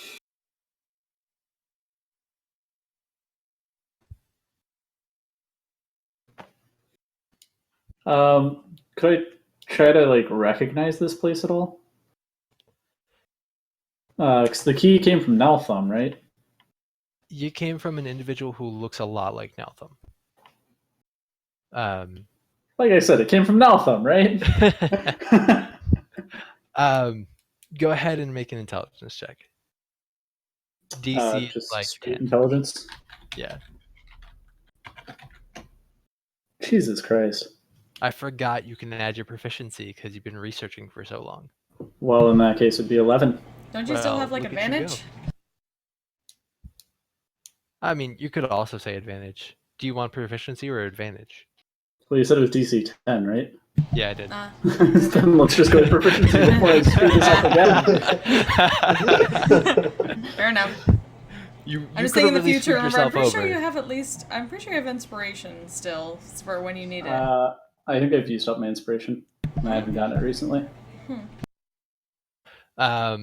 So you know this location to be one of the destinations that you were going to go to after the library on Nalthum's life tour, where you were going to see if you could find any leads about the master library from there. Do I know where in the continent it is? Good question. Let me check my notes.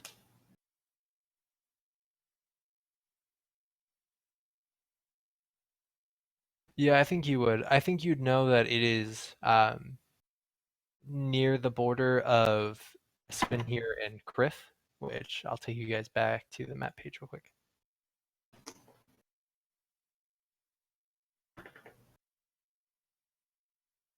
Svenhir and Criff?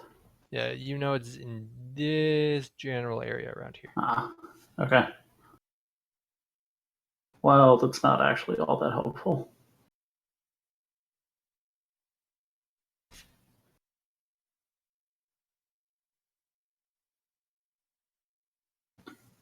Did the door of the box Sorry. actually open? Yeah, the door opened to what you see now. Close the box, but don't lock it. And pull the Well, key. yeah, I was going to say, like, just unlock it and pull the key out without closing it.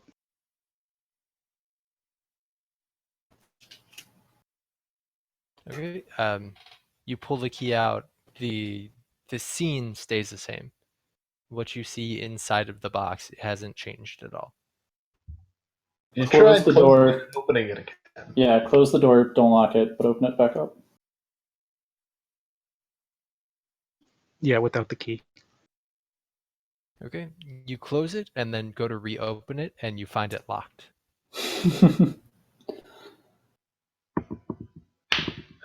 Even though I didn't relock it. Yes. Can you unlock it with the key without opening it up? Yeah, I can try that.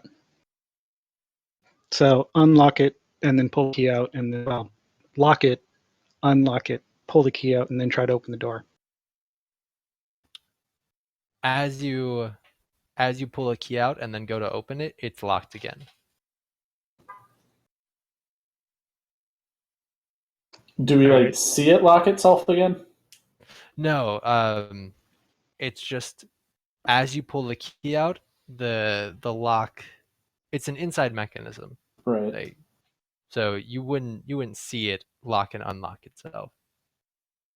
So You would tell from the way that you're turning the key if you left it locked or unlocked. But when you go to open it after the key is out of the lock, it no longer lifts as it should. Mhm. put the key back in, lock it, unlock it, and open it with the key still in there. Pull the key out, and does anybody have a rock or something?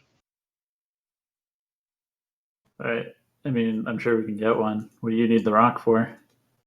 And I just pull out a piece of copper and throw it through the portal, see what happens. So you open it up. It's the swamp scene with the large tower in front of you. You throw the piece of copper, and it just kind of bloop, bloop, bloop, lands in the shallow water.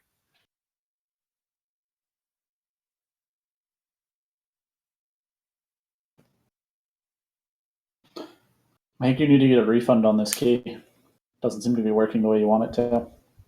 I will take a 300% refund of free.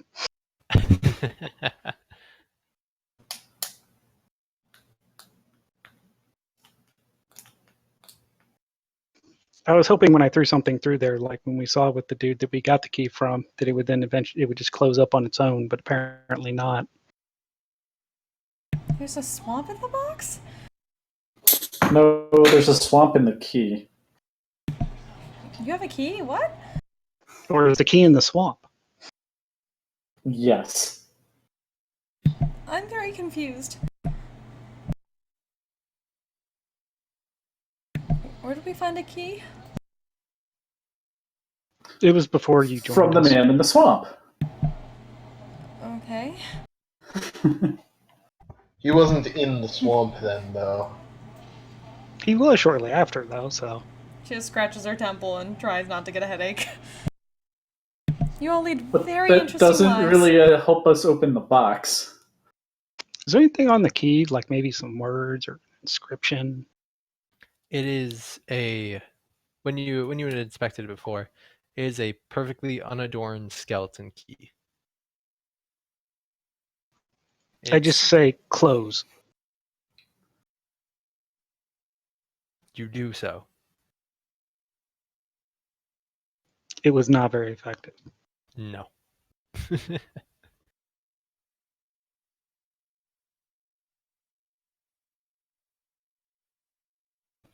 Have we tried leaving Well- anything between the two pieces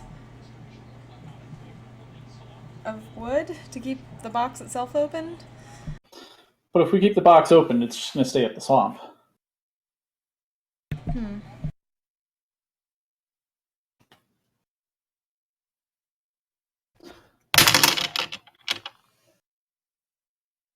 That doesn't sound good. Yeah, someone rolled a lot of dice.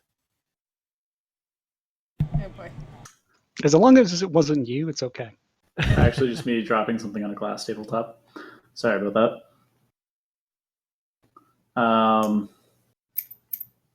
Yeah, I don't know. I'm stumped here.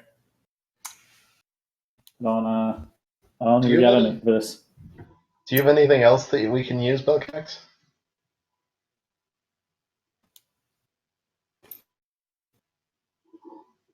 Nope. Wasn't there a shovel? That was the shovel. That shovel. Fulgrim has it. Oh, Damn it, Fulgrim has the other Fulgrim! shovel. Damn it!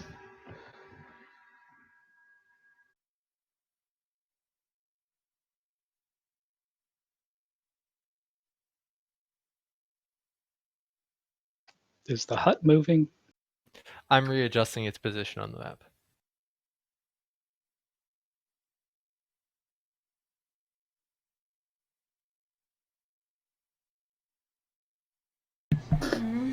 Anyway, You have yeah, a very stubborn I'm lock, stumped. Mr. Pack Leader. What do you mean, stubborn lock? You opened a swamp in the desert. The swamp's part of the key, not part of the box, unfortunately. That's a special key. But we don't know what the box does. It refused to open. Do you know what the swamp is? It's Look,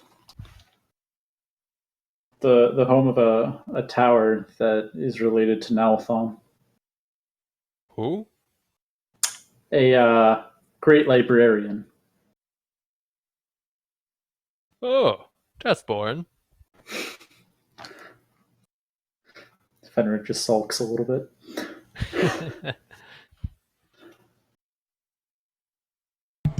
The most I could do is remove the box around the lock, but I don't think that's going to help much.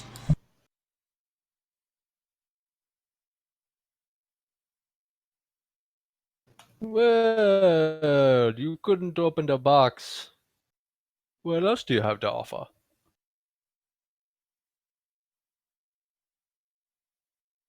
Are you sure your magic can't get it open, Mr. Fenric?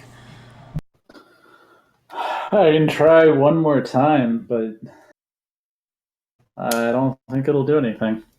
Can I give him my inspiration? You can share your inspiration. Alright. Go, Mr. Fenric, go! You can do it! We will try a dispel again. Significantly better. Significantly better. Unfortunately, you don't see any change in the box. Yeah, I didn't think it would work. I'm gonna try to But I pick could it have with dispelled up to a level 16 spell with that. Nice.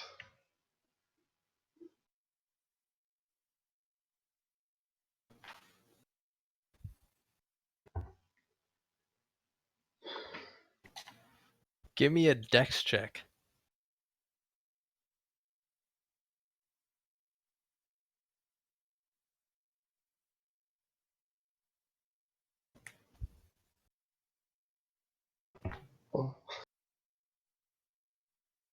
I'll use my inspiration on that just to make sure I don't break my wand. It seems to get stuck for a second or two. You're like, oh, little shot goes to your heart, and you twist it back out safely.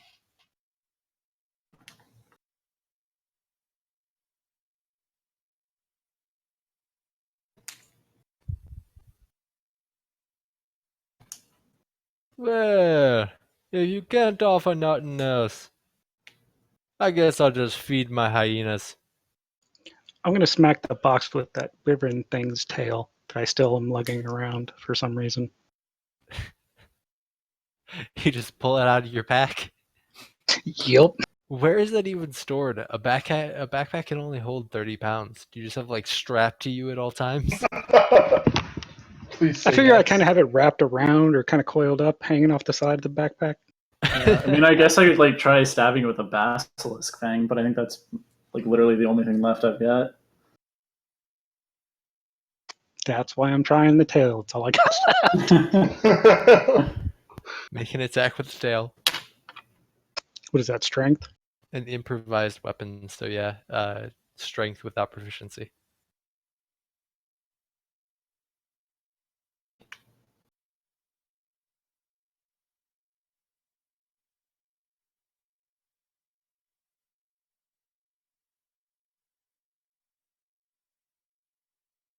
Ooh, Oh, look at you. Go ahead and roll damage. What is that, like 1d4? Oh, for the wyvern tail. I'm gonna say it's 2d6. 2d6, so 2d6 twice since it was a crit. No, it 1d6 regularly.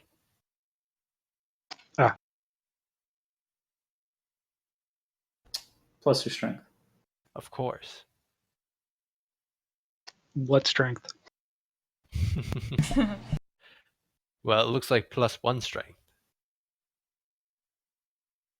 Oh, well, I guess. Is that 1d6 as a crit, or it'd be 1d6 twice because it's a crit? It's 1d6 twice doubled plus because your it's a strength crit. modifier. So 2d6 plus 1, which would be, in this case, 7. Big money, no whammies. You take the wyvern tail to the door, and you just something about the way the wyvern tail is naturally imbued just from the creature it's from. You cause a giant crack in the center of the door, and you can see straight through to the sand below it.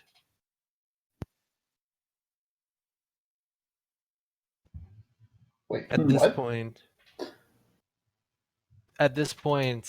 Maybe it was just a door to the swamp.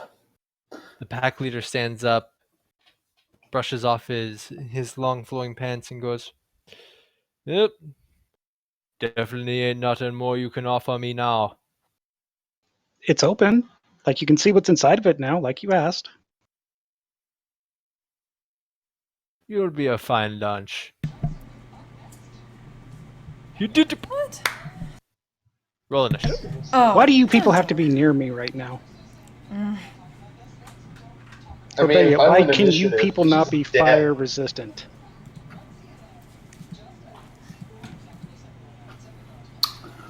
Why did I waste my last 3rd level spell slot? I think is a more appropriate question. I wish he had That is- failed that. I can't select myself.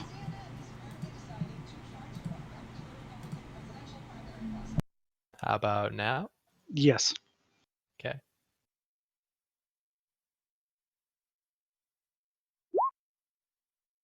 So, gang, before initiative kicks off, we're going to go ahead and take our 5-minute break and be back at 9:10.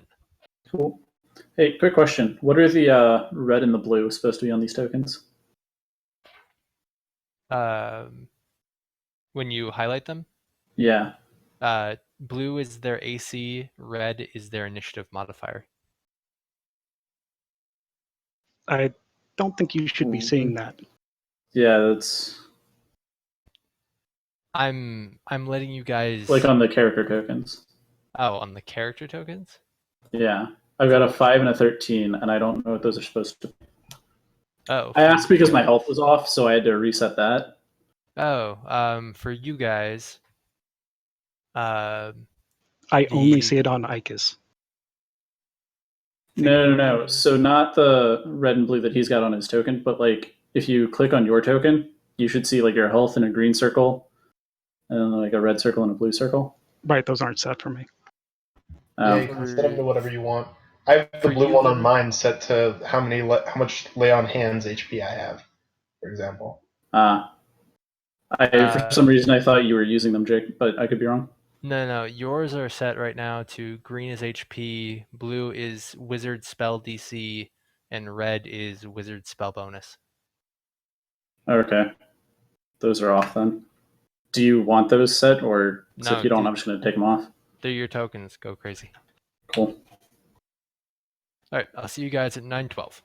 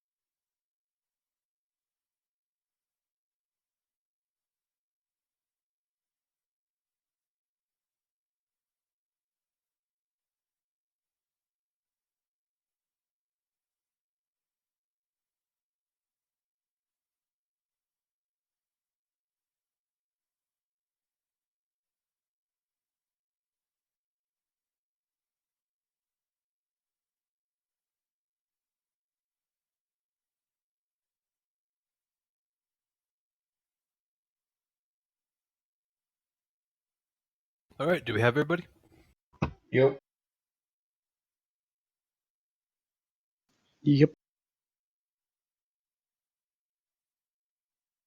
I'm here. Yep.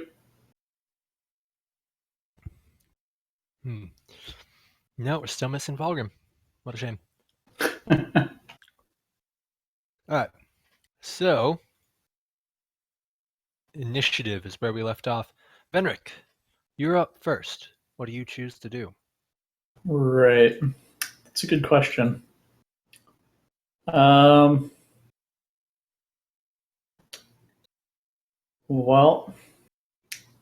I think we'll go ahead and start with another pool of grease. I'll draw the area in just a second.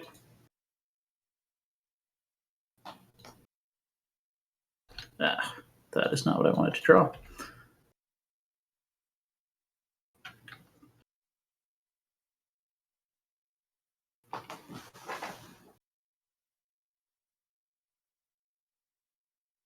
Sorry, I'm trying to see the lines on this map.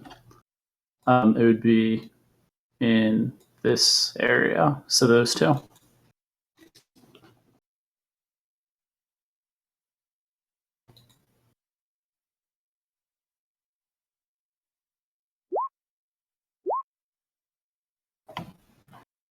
Well, got one of them at least. Mm-hmm. Donna falls prone. And I think that's it for me. Tip. All right.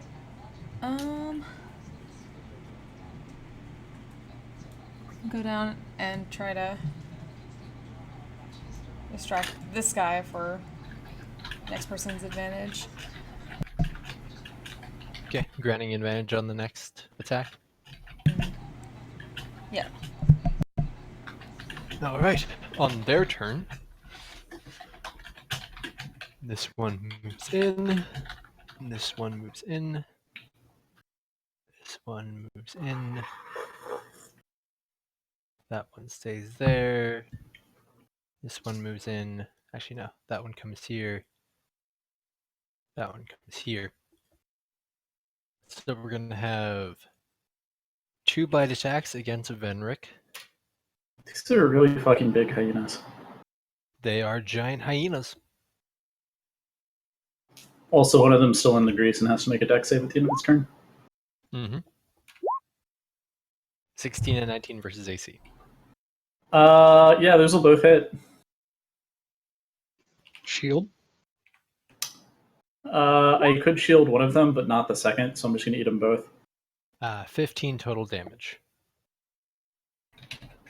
And it is piercing. That doesn't matter to me. But thanks. Well, fine. And then we're going to have... It just hurts all the way no matter what. We're going to have 1 attack against Thay. 15 versus AC. Yeah, that matches. Couldn't hear you. That matches.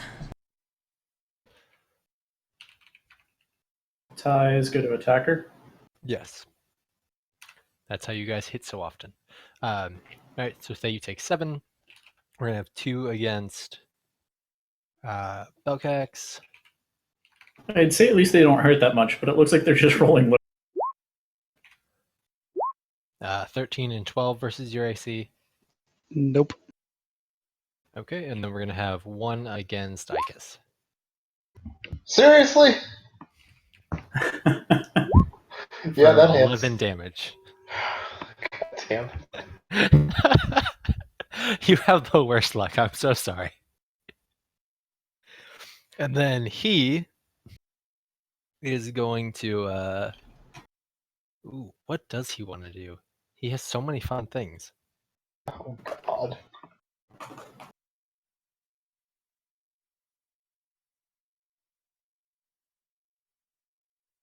He will have seen...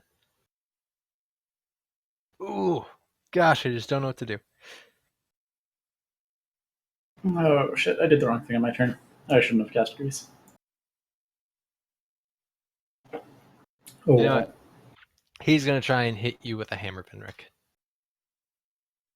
Me? Yep. That's rude. It's a hit. And then he's going to expend a spell slot to add bonus damage to that. Jesus Christ. For 16 damage. Wow. Ow. Damn it. The last 3d6 are fire. The first 6 damage is bludgeoning. Good to know. Mm-hmm. Still hurts. Just so you're aware. Bokex, what do you do? Can you do a quick and fireball to, I think it's right here, which should catch the 4 near me, but not Thalen, which will also catch me. But you're resistant, right? Yep. No, it's going to catch Thay too. There should be one more over, because I thought there was a spot I could get it.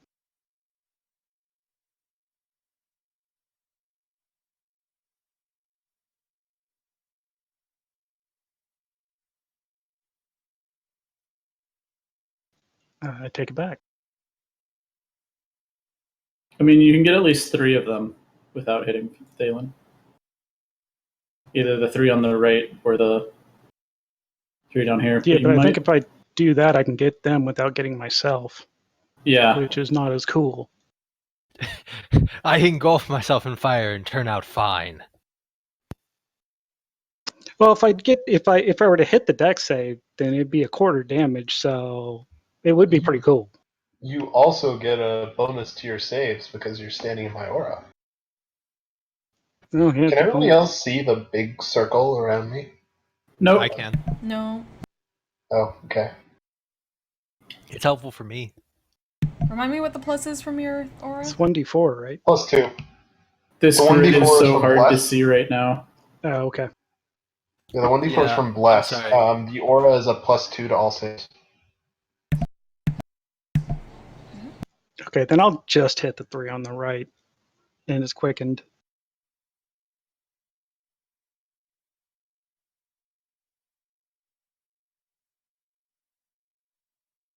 That's so much better. Thank you. Yeah, sorry about that. All right, so you're just hitting the 3 on the right? you Yeah, said? sorry, right. Yeah, my other left. Okay, so that is Donna, Layla, and Cammy. All have to make their dexterity saves.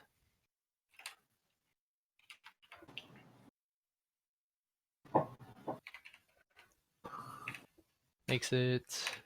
Doesn't make it. Makes it. Ooh, Grease. So, yeah, She's where is Greece? The it's, blue square at the top. Okay, so that's outside of that. Mm-hmm. So half of 32 is 16. You can totally quicken a firebolt over there. Oh, yeah. Did that top one ever make its second deck save for the grease? No, I forgot. I'm gonna do that right now after I'm Okay. done taking off health points. Belcax, go ahead and make your save. With the 3 on the right, I could do that without catching myself.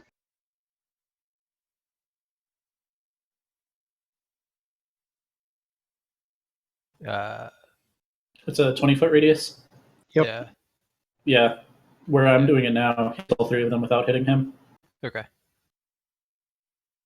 Yeah, if I could have gotten 4, it would have been worth to catch myself, but for 3 of them, and I don't have to for 3 of them, so DC was 15 for. Yes. So Or he not. prone. All right, so you probably don't want to quicken a firebolt over there. yeah. I was going to do twin firebolt to the whichever 2, I guess, the one that failed and one of the other ones. To go with the one on the bottom. Okay, so Layla and Cammy, You are able to hit both. Holy firebolt, dude.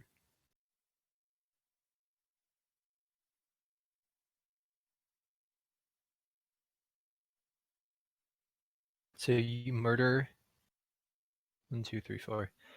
You murder Layla, and you severely hurt Cammy, and they're not happy about it. They? Yep. Yep. So Thay's focusing on our pack leader, dude. You may have shown us kindness, but there's nothing kind or just about trading directions for death. And with that, she's going to focus her Tau Righteous Fury on him and punch him.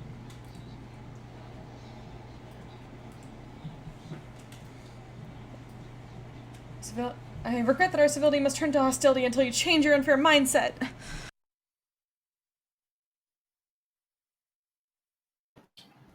He understands and dislikes you. He attacked us first, not my fault. Would you like to try and move it all?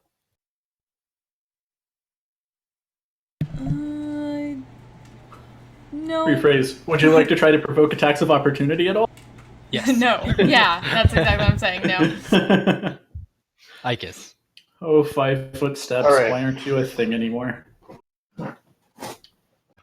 Alright, so screw pack leader guy, and I'm going to bonus action. The hyena on top of you is prone if you want advantage on attacks. Ooh, that's true. Or I could probably outright kill pack leader. I Is it mean, big? maybe. I'm gonna try suggestioning him on my next turn to give up. Okay. Sure, I'll go for the one above me then. So I'll bonus action Shield of Faith on myself then. So that's +2 to AC. So now I have 21 AC. And I'll go for the hyena above me that's prone. Alright, go ahead. Attack Bailey. They have names. They've had names this entire time. You should feel bad about killing him. Assuming he's dead, he's massive. No, he's not dead. Of course. Probably close to it though, at least. Yeah, no, Bailey definitely didn't like that.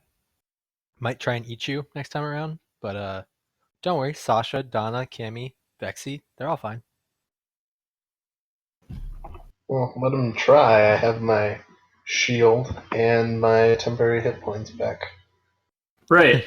I'm going for a suggestion spell here.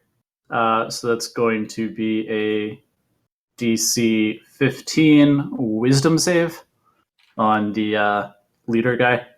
Ooh. I mean, oh, okay. And well, let's just see if he makes the save first. Ha! Damn it. I'm going to suggest to him that even if he is able to defeat us, a lot of his hyenas die, and it's really going to be worth the effort. So he should just, give up the fight and be willing to part ways peacefully.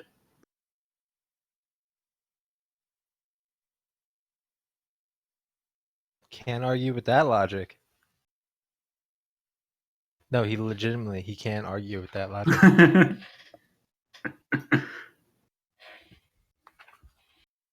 Okay, so Tip, is he on his way back yet?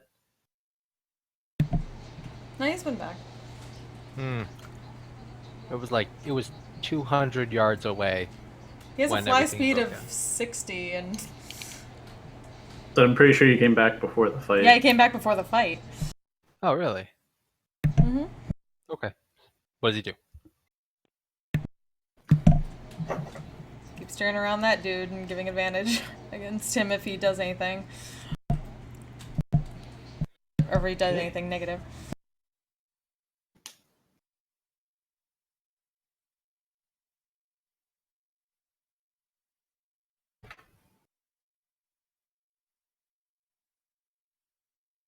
Okay, so he goes ahead and just lowers his weapon to his side. The hyenas do not take the same approach. God damn it. So we're going to have 2 against Fenric, 1 against Ikis, 1 against... 2 against Bokax. They didn't really do anything threat-worthy. 23 versus Venric, 15 versus Venric. I'll blow a shield on that one, so it's only 1 hit. Okay. 13 versus Ikis, 12 versus Belcax, and a 9 versus Belcax. Those rolls got progressively shitty. For once, something did not. Let's just hope the damage stays shitty. Ooh. God damn it. Are you down? I have 2 hit points. Make a concentration check. Okay. Oh, shit, that's right. Double damn it. Ha. Ha! Fine.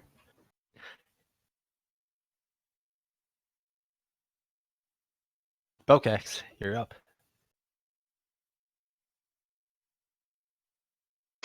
Do a scorching ray at the one directly up to the north of me and the south of me, and then are any of the other ones hurt?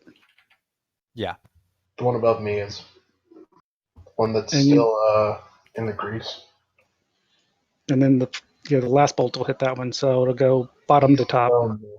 So that one, Oh, that one, that one. okay. Never mind on the top one. Is that the only other one that's hurt? Let's see. Yes. There should be 3 that are hurt. Yeah. Right, but the north one's That or the one, far that north one, one is that prone. one. So Is it prone? Yeah, it failed its Did it- save. If it failed its deck save again? Yeah, it got a 10. Okay. Last roll. Alright, so yeah, that one's prone. Aegis can finish that one off, though. Yeah. okay, I'll just do the 3 around me, starting at the top clockwise. 26, 23, and 10. Add the 4 onto the to that first damage roll.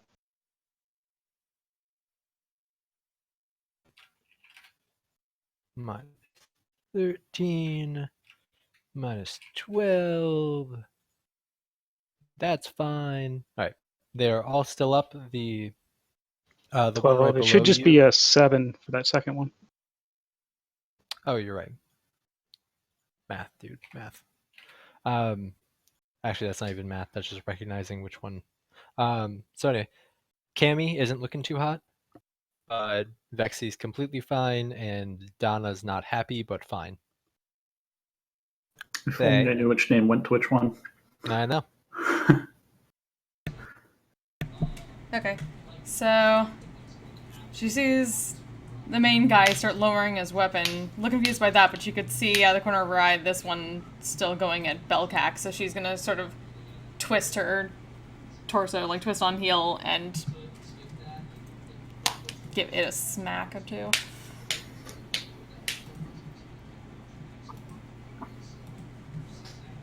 The second will hit, the first will not.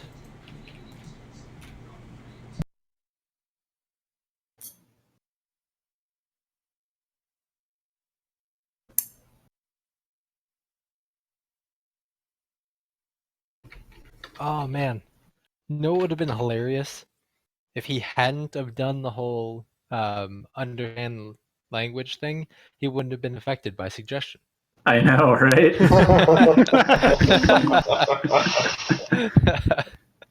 I thought about that too. He's apparently really stupid, though, to not call off his pets. Or I just didn't word the suggestion well enough.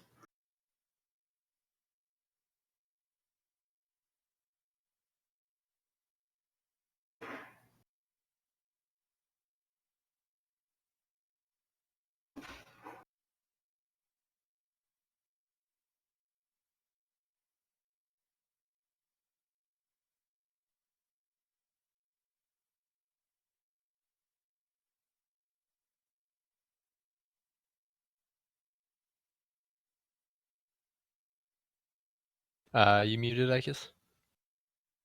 Oh, sorry. Yeah, I'll go finish off the one above me. One sec.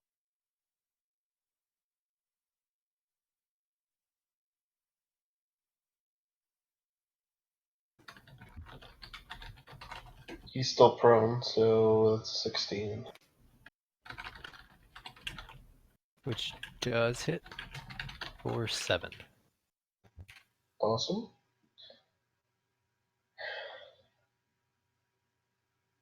Right. Oh, is he down from that, or? No, he's still gone. Okay. I'll hit him again. Now he's That. down. Okay, awesome. I don't have anything I can do bonus action, so next turn I'll dump all my healing into Venric. Speaking Now of I'm done. Venric, Hmm. You don't have a healing potion by chance?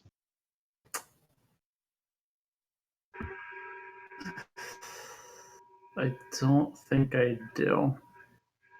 No, If doesn't only look like Fulgrim hadn't left with his wand of cure light wounds. it. Right. I will mention to the big bad that calling his hyenas off might be a good idea if he doesn't want to get hurt. But that's just like talking, not an actual spell.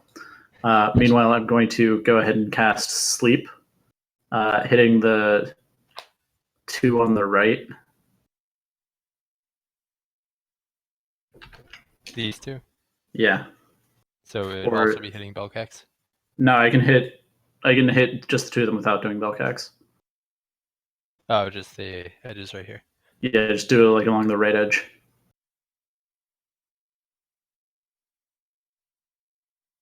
For 38 hit points total. They both fall asleep. Yes. Great. And I am still not going to move, even though I really want to get out of here. Tip. Tip's gonna move to this thing since it's still really hostile. And, well, actually, no, wait, that one's still alive, so. This one. Yeah, please get the big bad off me. Yeah, The big bad hyena. advantage for that. Okay. Tip gives advantage. Hyena tries to bite. 13 versus AC. I will pop another shield. And then the other one will go for probably Belcax still. 20 versus AC. Tygo's the attacker? Yeah. You have a 20 AC? No, I could if I use shield. Thinking of shield. Oh, I was to say, holy But- shit. Yeah, it's not going to matter, so I'm going to take that hit. For 13 damage.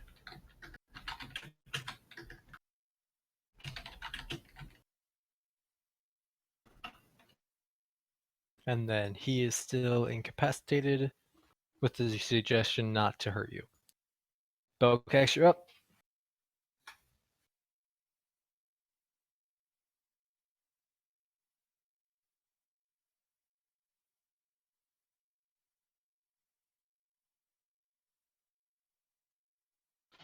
Yeah, flame breath the 2 at the on the bottom part, even though I know one of them's asleep.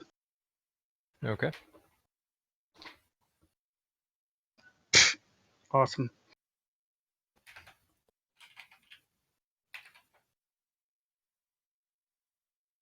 So this one will take 2. That one automatically fails. It takes 5 and wakes up. I don't think that was worth it. No, I was Why would expecting you it wake them up? because that bottom one should only have like 2 hit points left at this point, and I figured I wouldn't roll 2 1s. But it happened. Yep. They. Why would you wake them up? Let's still try to keep this one up. Keep the one I was punching off of him, so let's try that again. It's not worth it to move the Righteous Fury, so I'll just try hitting twice.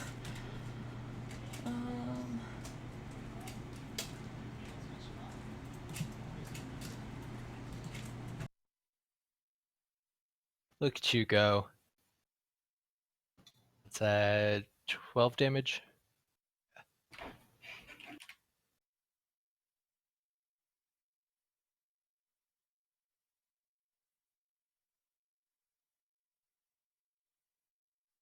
Icus. I am going to dump all of my healing into. Hey, Venric, are you missing more than 30 hit points? Yeah, I'm down by 42 at this point. Okay. Have 30 hit points of healing.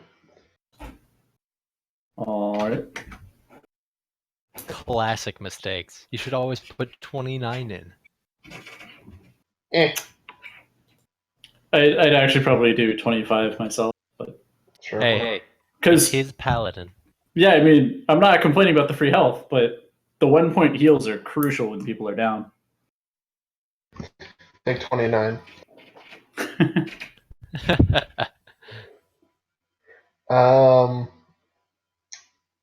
That's an action. So I don't have anything I can do on a bonus action besides cast spells, and I want to save those for smiting later. So, can I move into the space of the dead one above me? That would not provoke an opportunity attack, but I would call it difficult terrain. Okay, that's fine. I'll move over then. Yeah, just definitely stay out of the grease. That one would provoke an opportunity attack because you're leaving the hyena's threat. But he's asleep. Tahini is asleep. Oh, that's right. Sorry. Alright. Okay, Venric.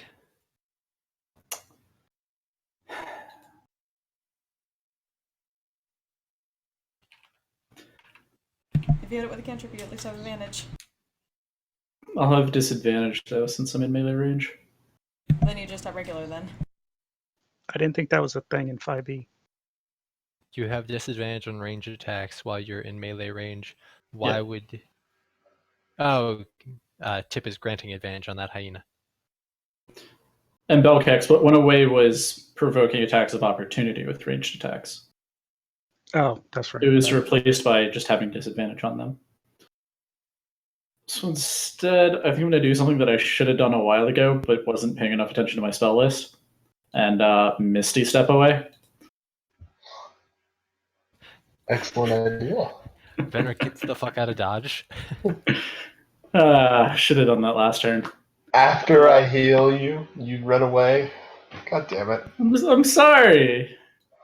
But yeah, I'll go ahead and Ray of Frost this thing, and that's with advantage, you said? Yes, from Tip. Well, at least it's 24 for 12.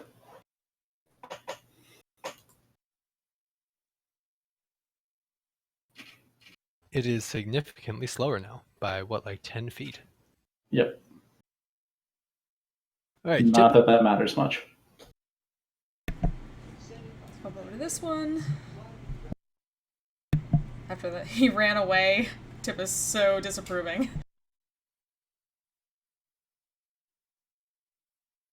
Alrighty. Let's see. We can 1 against Icus, Misses. and then 2 against Belcax. 1 hits. For 10 damage.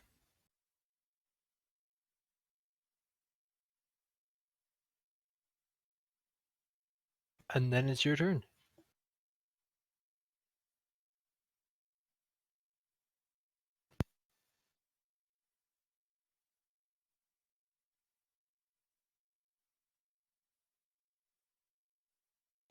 Do magic missile. 2 on the left, 1 on the bottom. First 2 on the left.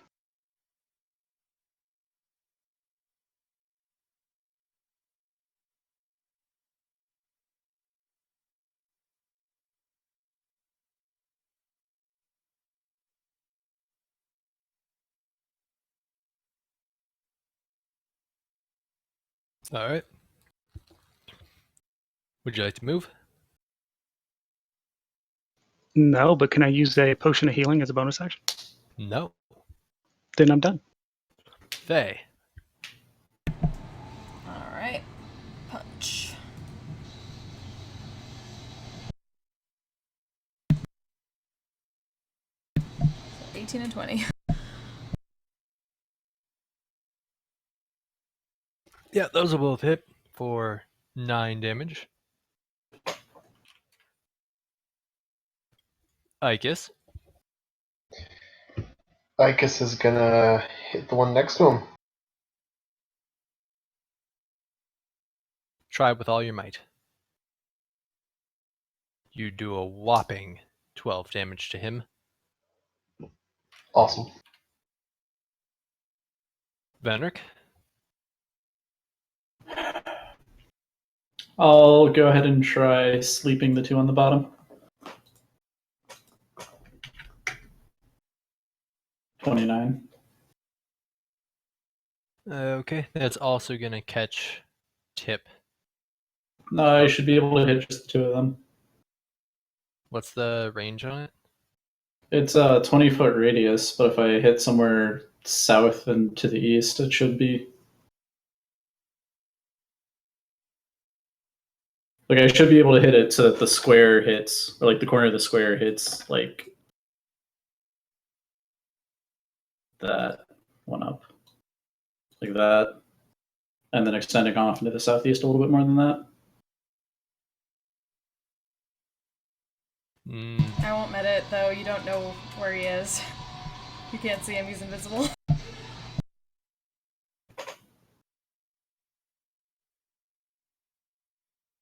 Well, doesn't this all depend on the amount of hit points everybody has? So Yes. Yeah. wait, isn't he Fey? Can't he? Does this count as charmed? It's asleep. So that's different. He's Fey, but I don't know if there's the same advantages that things do for charm and sleep spells. I know certain magic can't put you to sleep if you're like half elf or I think elf or something like that because of Fey ancestry, but I don't know if that actually, I don't know why that doesn't pass over to actual Fey, but they don't say it specifically in the thing. A lot of things don't make sense, like how a water elemental take fire damage. But those 3 are asleep down there. All right. I'm going to back up a little bit more, and I'm done. I'm also completely tapped out now. He is asleep. Giant hyena.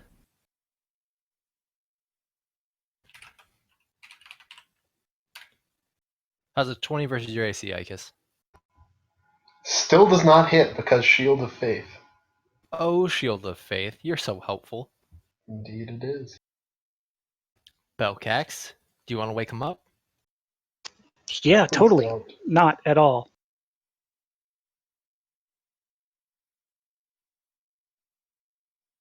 So what do you do? There's still one up. Yeah, I know in the top left, and the bad guy is still under suggestion for now. Yeah, but that lasts like 8 hours. Well, yeah, I'm not gonna mess with him anytime soon. I'll go for that other hyena there on the left that's not asleep with firebolt. 20 damage, holy shit.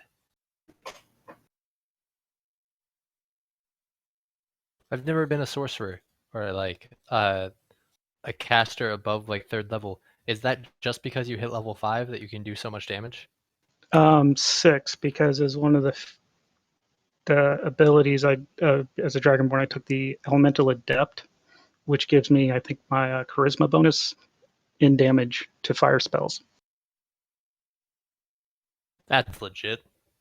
Yeah, elemental adept. And that has been helping a lot. Yeah, it has.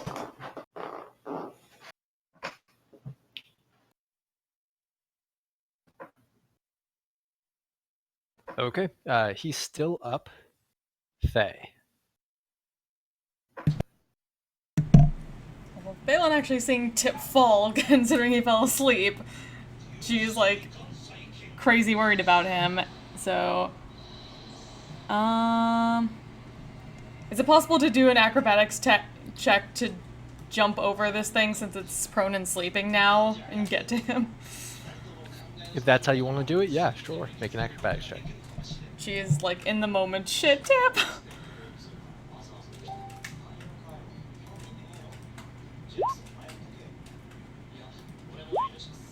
And I'll give myself an advantage from my inspiration. Okay. You gracefully and impressively do a kick over where your head just like barely misses its body, but your legs momentum you forward and you're right by Tip's side. It's going to quickly wake him up. Like, Tip, Tip, Tip. Be okay, be okay.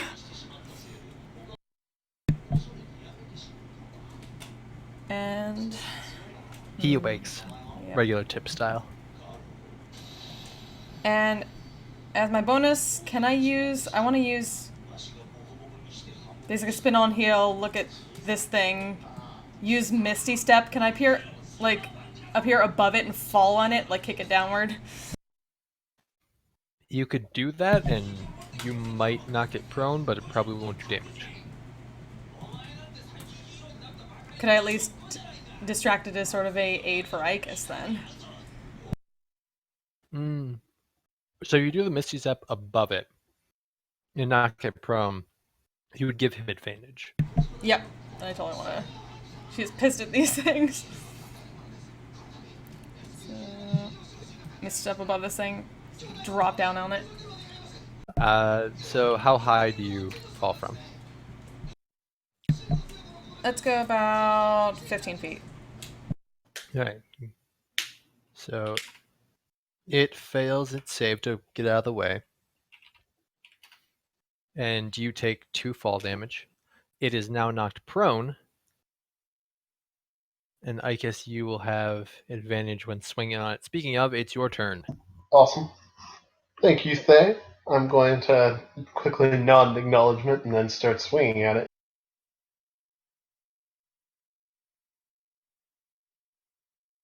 Ooh. It comes clean off. You could mount that as a trophy. Nice.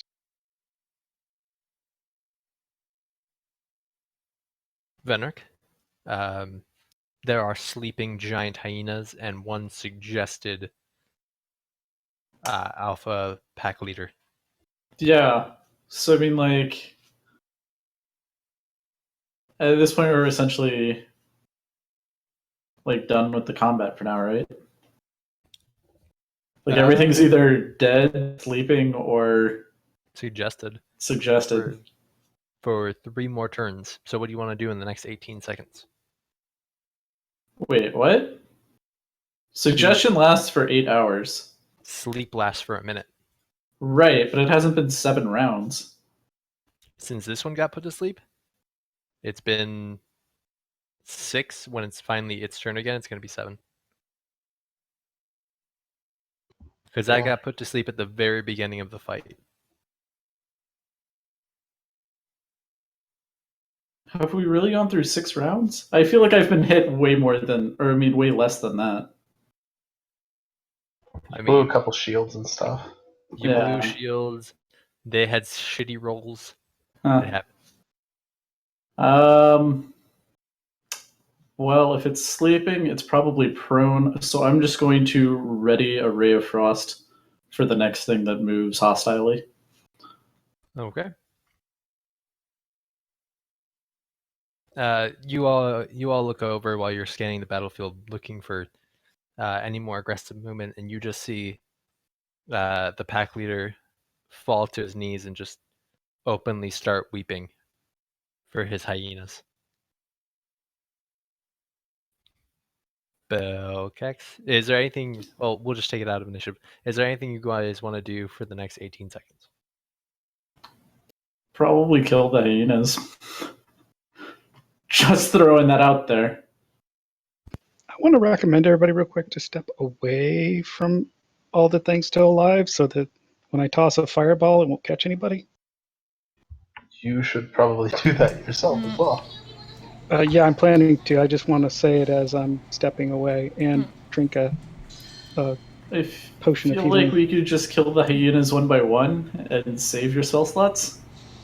I'm still going to hit that dude with the fireball regardless because he's probably going to need it since I'm assuming he still has a lot of... He's not quite dead yet. That's going to definitely drop off the suggestion, I'm pretty sure. That would. I mean, I was thinking we should probably kill him anyway, but Can I, I mean, have he Tip did Heartsight order him? his hyenas to eat us. Yeah, I want Tip to Heartsight him one more time. DC 10.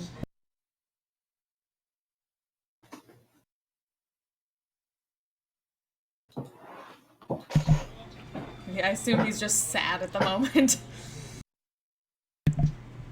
Disappointed or just sad? Yeah, you get utter depression.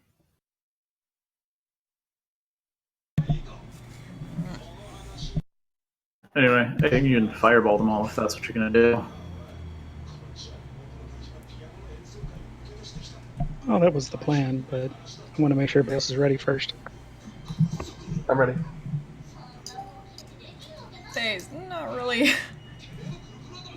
They would say it wasn't really their fault, they're mindless creatures, but... Yeah, but they're mindless creatures that are gonna kill us as soon as they wake up, or at least try to. Especially as soon as we set their pack leader on fire. Yeah. 6 Their seconds. pack leader ordered them to kill us. Do it. Do it.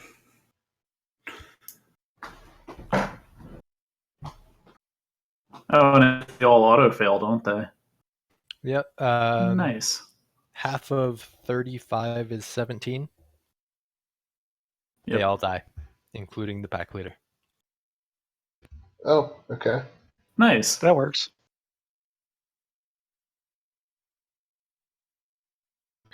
I loot his body. His body Yeah. is a fiery crisp. Is there anything not a fiery crisp on his Flame body? extinguish him with Ray of Frost. Now his burned bones are slightly cold. We'd also check the hut to see if there's anything in there. I think we should definitely grab that chest thing that he had.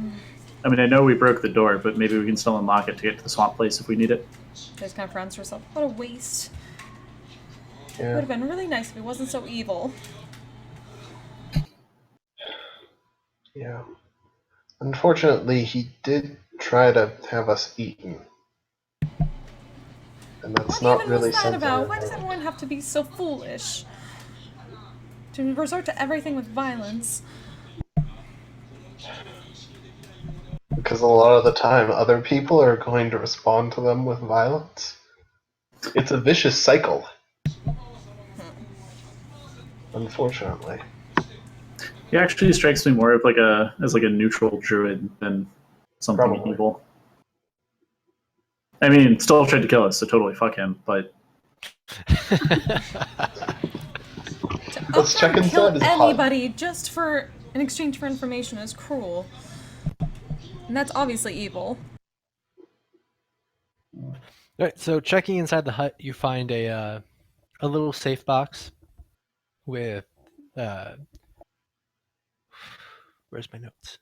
Hold on one sec while I pull up the proper page.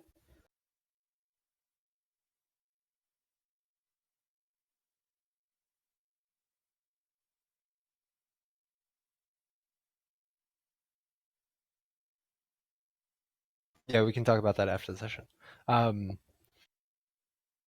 So you find 15 platinum,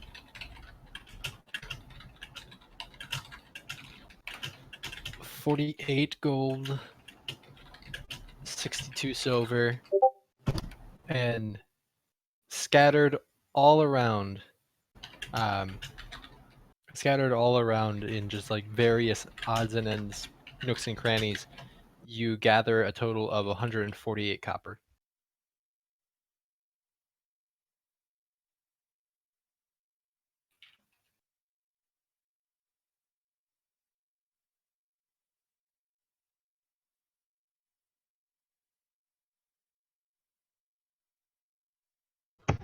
Are there beds in his house, though?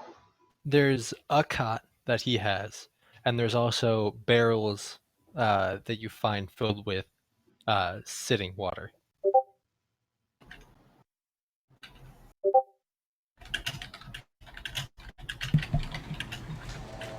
They all help look around and gather things, and while she's doing so, just kind of muttering to herself, "Are you sure you're okay, Tip?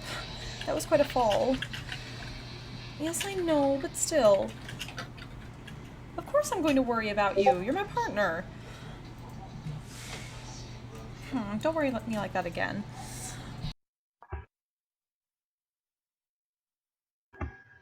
In theory, could we have a long rest in here?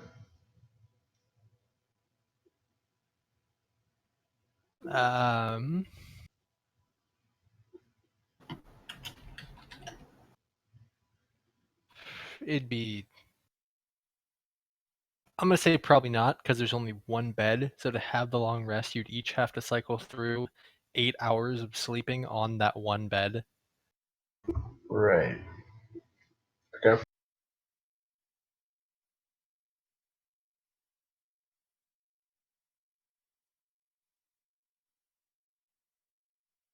Plus, like, a druid's bed isn't, like, the biggest thing in the world. You're not staying at the Marriott. It's always druids wanting to kick my ass. It's happened in so many campaigns. There was one that looked like Sylvester McCoy from the Hobbit movies, Radagast, and would just, like, mess with us. Hated our guts. Almost killed us, like, twice.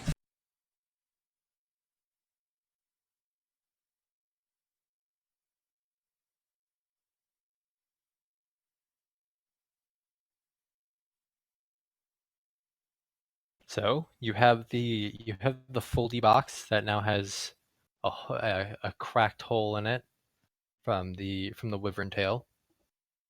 You have a bunch of money that was just accumulated over time. There are some barrels of water if you want to maybe drink up a bit before you take a before you take a walk back to the kids.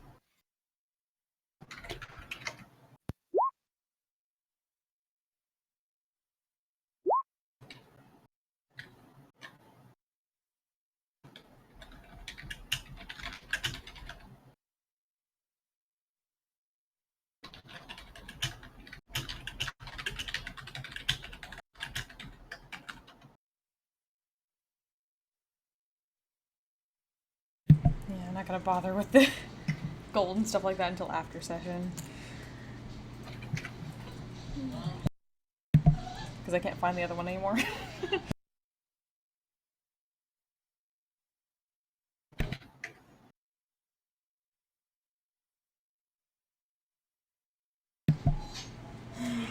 Let's go back and get the kids. Drink up and go back to the kids, I guess. Okay. You head back to the kids. They're very worried about you. You were gone for quite a while and you all looked really fucked up. Well, that didn't go the way we wanted it to.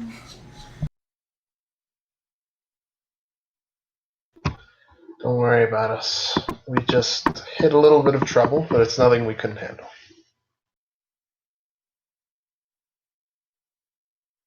Mr. Ikis, do we know where we're going?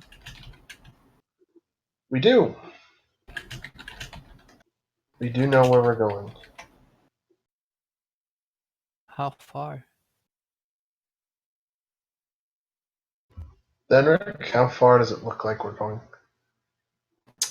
How far are we going?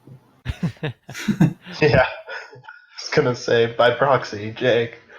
Let's see, you have... That's it.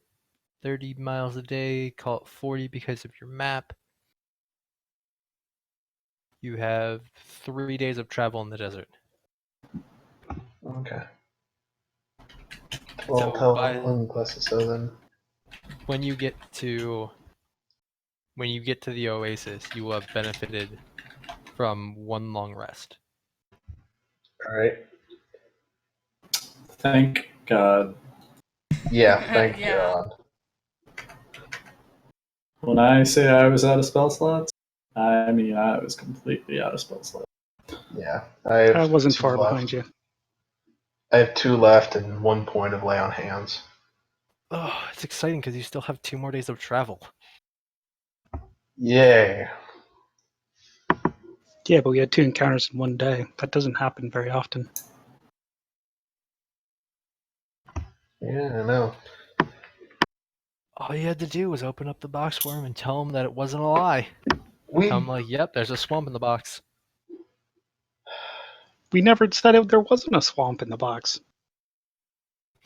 Yeah, you I did. think You said Vendrick said the it was key. because of the key. It was the key, not the box.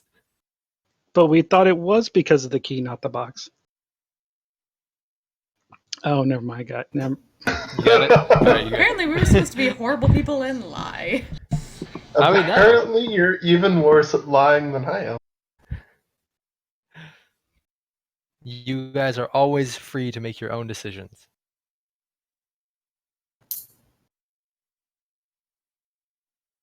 So, I take it you head towards the oasis as per, the plan. Yep. Please correct me if I'm ever wrong on my assumptions. What do you No, do? we're just going to go back to the plains now. We're just saying heck with it. We're going back the other way. Just fuck it. We're going to our plot in the plains. I forget all this Fulgrim nonsense. He's not even here. I'm sure Calfei will put him back with us. I'm sure he will for the appropriate time. It wouldn't be like Calfei not to have a dramatic re-entrance. Yeah. So tell me about setting up camp in the desert. Leomund's tiny hut. Leomund's tiny hut. Do you have the spell slot for it? It's a ritual. Ooh, nice. Yeah. And I they'll mean- set up the. It's called tiny hut. Understand Blankets it's and stuff. basically just like a dome force. Yeah. They'll set up blankets and stuff for Jess and Anglisizzo first, and then around. I guess I'll do a fire and then teach Unglesso for a bit. Okay, what are you trying to teach him? First, I'm going to teach him how to hold a sword properly. Then I'm going to teach him stance, and then we'll move from there. All right, neat. I mean, you're very, very good at that. So you don't even have to make a check. It's so ingrained in how to properly move when it comes to combat that you just show him step by step, and he watches you attentively, and that's underselling it. He watches your every single muscle movement, trying to mirror you perfectly. Excellent. Yeah. At the end of the day, you can't help but feel a little bit proud. I'm always proud of Unglesso. He's my favorite kid. Don't tell the other ones. Jess heard you, but she already knows that she isn't left, so it's okay. Oh! Way to go hug Icus it Jess. up there. Damn. So Right in the fields. right in the field. So Jess actually doing all of this and just kind of snuggles up to Venric's side, staying near him as she's grown akin to do. Okay. While you're setting up Layman's tiny hut. She just kind of sits next to you. Same position-ish, like legs crossed, hands on knees. But she's just always looking down, always just sitting next to you. She's like a leech that you can't get off. What a fun. Okay. As far as Belcact and Thay, your kids are gone. They're with Thay's dad. You have no one. Well, none of them were her kids technically, but she liked them. That's true.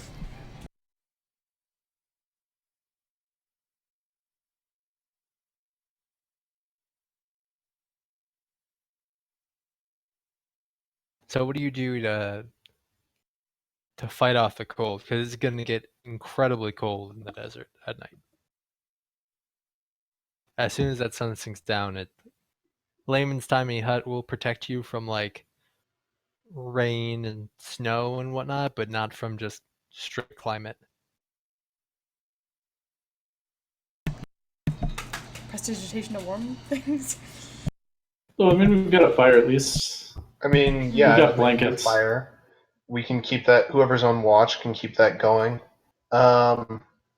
If we have any sort of extra blankety stuff, then we can drape it over the doors and keep some of the cold out that way as well, or like block whatever sort of door Layman's tiny hut There's has. no I don't know. doorway. It's just Sorry? a dome of force. It doesn't have a doorway. No, it's a dome of force. Okay. We can walk through it without a problem, but other things can't get in. Right. So then, is it insulating? No. Probably not. Unless you can apply force to cold. Well, then that's shitty. Okay, everybody's just gonna have to, because You're it's like also a mad giant ducks. heat loser in every direction. So everybody's just gonna have to cuddle up and stay close to the fire then. I mean, if somebody's got a tent, we could still do like a tent inside the hut. That's true. I have a tent. Like, the hut is really just like a defensive thing. I don't have a mansion yet. Eventually. Yet.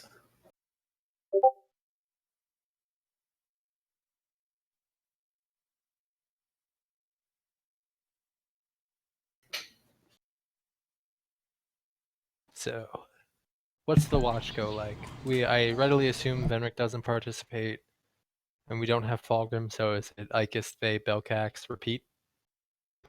Sure. That works. Or we could pair up.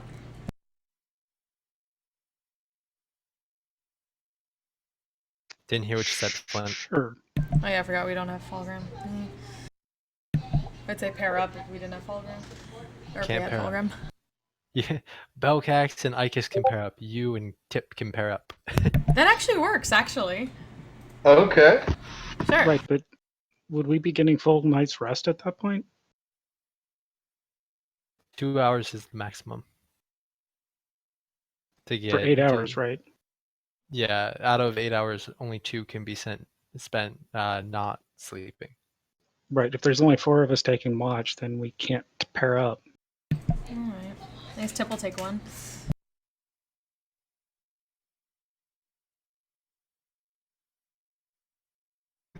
Okay, so night falls on Icus's watch, and the cold begins to set in. What are you using for fuel for the fire? That is an excellent point. Did we go far enough? How far did we go from the guy's hut? That was 2 hours in with Knowles. 3 hours after that was Hut. So So 3 hours. yeah, 3 hours past that. Okay. I wouldn't have brought any firewood with me, I don't think. No, wait, I Assuming got it. torches. We got the decanter of endless water, and if we remember, the water element burned, so we can just burn the water, right? What? No. I missed that. What? The water does what? Well, Water- remember no, water the water burned. elementals burned. And Yes, we've got standard on the water, so we can just burn the water.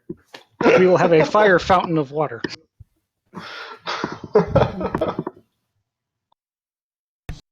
It's just really oily water. No, it's just an endless supply of booze. We're just burning booze. No, not the booze. I assume we have like torches and stuff like that we can put together. Yeah, I probably. mean, a torch is only gonna do so much to keep everybody warm. Well, if we have any tarp-like material, we could use that to trap some of the heat if it's not dark already. Yeah. We can just take turns casting prestidigitation. That's true, but I can't cast it. Nor Can can Faye? I can. Tip can't though. I don't think so. Well, we can probably get away with it. Unless part of it is a touch spell. But he does it through Fae. If you're sleeping though, he can't do it through you. Right. So let me look at prestidigitation real quick to see if you can actually cheaply pull this off this way. So, like, you wouldn't be able to like just cast prestidigitation once and like call it done, but like, if you cast it like once every 6 seconds, like, At that point, wouldn't just casting firebolt a bunch in like a spot on the sand work too? probably. And at that But point, do we not have any all of us rocks can do nearby? that. that Oh, we can actually, maybe heat that's a up? good point. Yeah, if we can That's just heat a up good the point. rocks, that'll work. You can chill, warm, or flavor up to 1 cubic foot of non-living material for 1 hour. Oh, doesn't prestidigitation also have like a limit on the number of effects you can do that? So that wouldn't work. But 3. Belcax's idea would. Belcase's idea would work. Man, prestidigitation is so good. Why doesn't everyone take that? It's so I wonderful. thought everyone does. Yeah, I mean, like I think all our arcane casters did. I think Falgrim has it too. I Yes, guess he he's does. literally the only one who doesn't, because he's literally the only one who can't. Yeah. Paladins don't get any cantrips. It sucks. They don't. They're like rangers that way. Okay, so finding rocks in the desert isn't that hard. Like you'd have to dig to make a sizable collection in order to heat up to keep you warm throughout the night. It's probably gonna take an hour of work from all of you. Yeah, fuck that. I'm just having an unseen servant do it. I'm gonna. Would an unseen servant be able to dig that far into sand? I mean, it takes a bit of strength. I mean, they're not going to do any worse than I would. They could at least like get to the stone. Okay, so they can work until they reveal stone, and then someone else would have to come and actually get it. Yeah. Could we use the geyser to help dig? And make it heavier and kind of muddy instead of sandy. Yeah, that probably Right, wouldn't but help. it would also like, if blow the away high the water. pressure- Yeah, if it's 'Cause, high yeah. pressure water, then it has like a not insignificant amount of force. Right. Yeah, See, the we used thing to is, so do you strip get the mining sand like all that. wet, and then where does the sand go? Well, if we do it in the right spot, it will go away from us. But it'll just fall right back down into the hole you just made. Except now it'll be wet and soggy.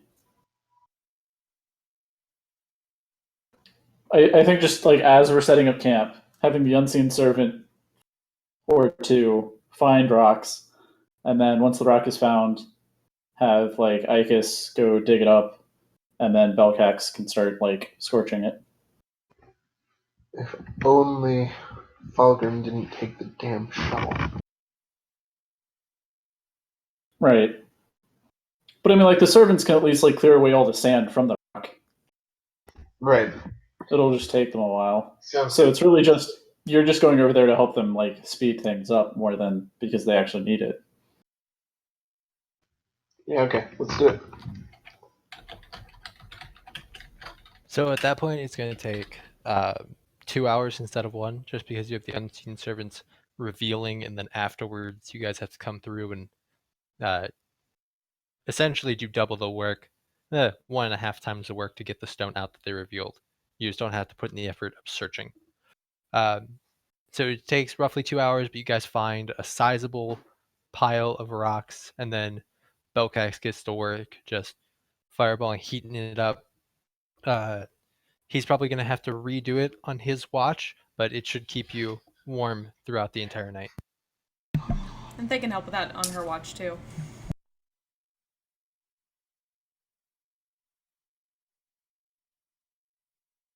Honestly, anyone with a fire type cast can help out. I just assumed Belcax was the only one. Nope, I'm good. I can give us like illusory warmth.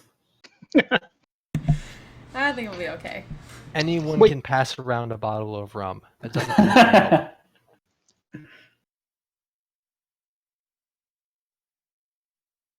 Man, I almost want to try to argue illusionary heat would be good enough because it would convince you and you would think that you're warm so your body would act warm.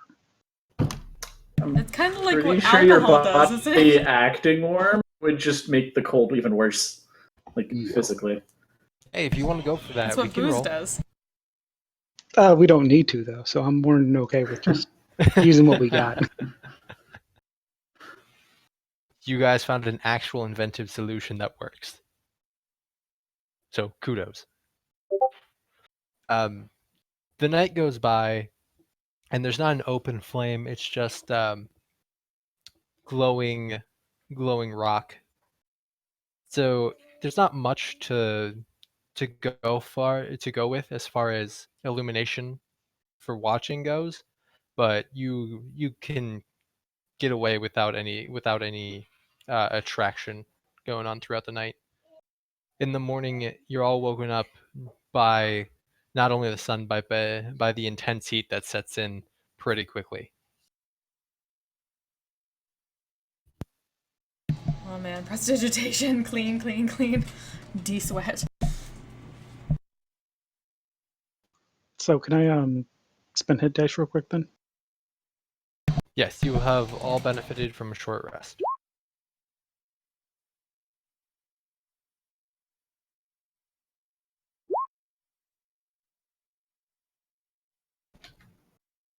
Alright, well, at least I get one spell slot back.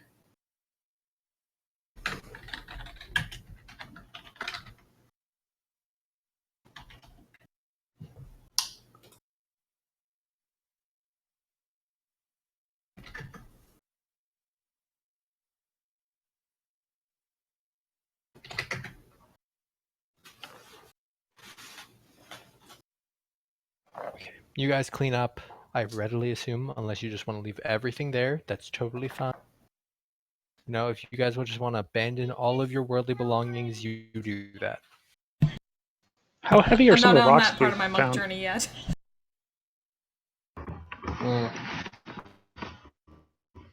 Like, can we take some of these rocks with us so we don't have to find new ones? As dumb as that sounds. That actually makes a lot of sense. Yeah, That does make a sounds lot of fun. sense. As far as carrying capacity goes, I'm gonna say Belcax is pretty maxed out with his generous assortment of really heavy We have animal camels. parts. We do have 2 camels. Yeah, I was thinking of giving them to the camels. Yeah, you can load them up onto the camels and probably be. Cool. If one of them happens to break their back and die, whatever. They're only camels. Exactly, they're only camels. We gotta trade those back in when we get back to Shim, remember? For the resale value? You went with the Lisa Camel route. So you load up everything, you pack up. It takes about an hour. The kids are woken up, and Glisso is really, really hungry, as is Jess, but Jess doesn't say anything.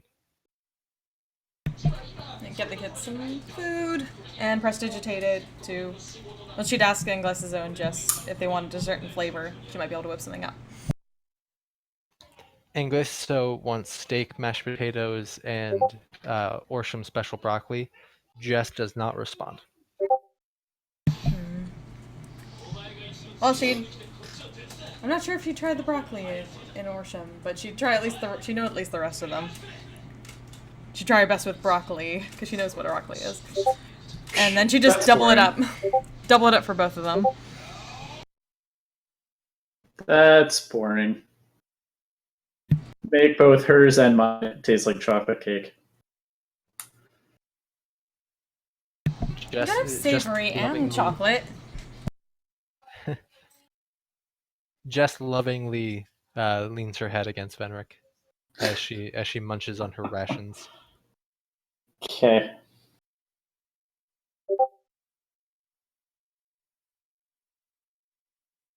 You set out, and are you taking any precautions this time around?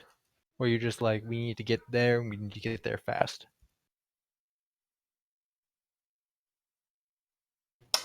Oh, let me just scout ahead with Feather. I mean, Ha! Whoops. Need to start carrying around the components for that spell. Have Tip scout ahead. Ooh, good plan. Yeah, Tip, whoever that is. You guys probably didn't. You might have seen him, you might not have, depending on where you were. I mean, even if it's imaginary, it's still better than nothing, right? Bilkax has seen the outline. But I mean, people would have actually seen him if they saw the two, like, if they saw the sleep go by. Just briefly, but... Yeah, I mean, he did turn visible when he fell asleep. Mm. Then immediately fell behind the giant body. hyena. Yeah, because I was going to say, seeing the outline of him doesn't necessarily mean I knew what I was seeing. Because wasn't that in like an odd situation too? Well, you also cast Detect Magic on the box, right? So you probably would have seen it then. Yeah. Oh, fair enough. Anytime you cast Detect Magic, so long as he's invisible, you're going to see his outline. So, all right. You So travel. yes, I'm okay with that. How far ahead is Tip scouting?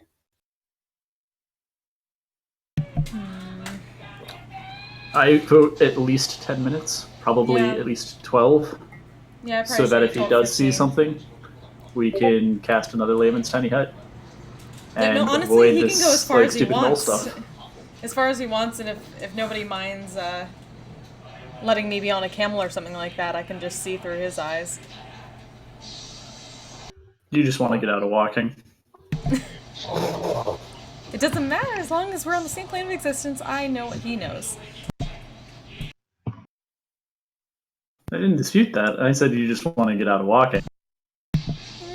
It's only a bonus side effect. At least she admits it. Yeah. Well, I mean, actually, I can't really though, walk very well when I'm blind and deaf. I am more or less fine with that. I'm fine. So like I said, if we have enough advance notice, we can just cast Layman's Tiny Hut and basically avoid nonsense fights. I have to apologize real quick. Layman's Tiny Hut specifically says, the atmosphere inside the space is comfortable and dry regardless of the weather outside. And until the spell ends, you can command the interior to become dimly lit or dark. And the dome is opaque from the outside of any color you choose, but it's transparent from the inside. Huh. So it does. Huh. We still came up with something clever. I'm gonna go with it. I commend your cleverness, but I did not expect it to take care of all your needs like that. Yeah, for some reason I thought the Tiny Hut wasn't that good. I might be remembering a different edition, maybe. I don't know. Maybe. Apparently, it's pretty good. Yeah. Keep doing the rock thing, because the rock thing was a cool solution. Anyway, about 10 to 15 minutes ahead of you guys, Tip hears the crashing of stone on stone, along with the roar of a large open flame. Looking around, it is dynamic enough that he knows to look for something living. Sounds like elementals. Indeed, that is exactly what he sees. Yeah, she'll immediately break off the mental link Yeah. and tell people what she saw. Just go around them, give them a wide berth. Yep. Mm-hmm. I don't know. Maybe a fireball will work on a fire elemental again. Let's try it. I No. feel like No. that's not going to work well. I mean, the Ray of Frost will, but Yeah, I'm more than okay with us skirting this. Good. Okay, so you take the extra travel time. It's going to cut like an hour and a half out of your day to make sure you go around them completely and don't attract the attention.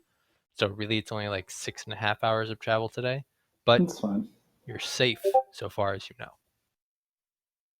know. Here, we're going to go ahead and end a half an hour early. The rest of the session more or less depends on Fulgrim being here. Yeah, that's fine. Yeah. It's understandable. Yeah. So, thank you everyone for playing. Really, I actually had fun tonight because we did way more combat than usual, and you guys wiped the floor with all of it. Yeah.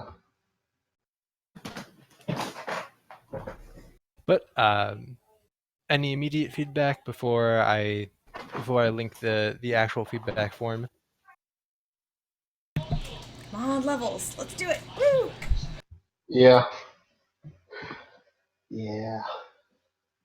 Well, hey, you guys are actually about to hit a major milestone, which it automatically gives you a level no matter where you're at on sessions. Oh, sweet. Okay. I want my monk thing. I get immunity to charms. Next level. The most useful aura of all. That actually is super useful. Wait, complete immunity for everybody within like what, 20 feet of you? 10. 10 feet. 10. We haven't faced anybody with charm effects, though. I get 4th level spells, which are going to be awesome. You all have that to look forward to because, as a reminder, we don't have a session for the rest of December. Righto. Okay. So sad. January 4th, we come back from our holiday break for the epic conclusion of Fulgrim no longer being seized by evil. Hopefully. Hopefully. If he doesn't show up, he's dead in the underworld forever. You guys can move on. Yay! Alright guys, with that, here's Price say this week. Oh, Yeah. nomination. I'm sorry, you got it last week, right? Yeah. Okay. So.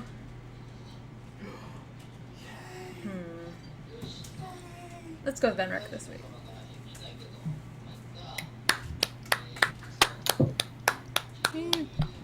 Yeah. Hooray! You actually did earn it. You did a lot of good roleplay this time around. Just offhanded comments are always really fun when it's Benric.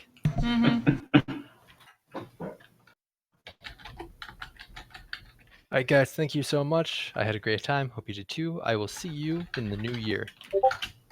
Yeah, see you then. Later. All right, see ya. Yay, Larry.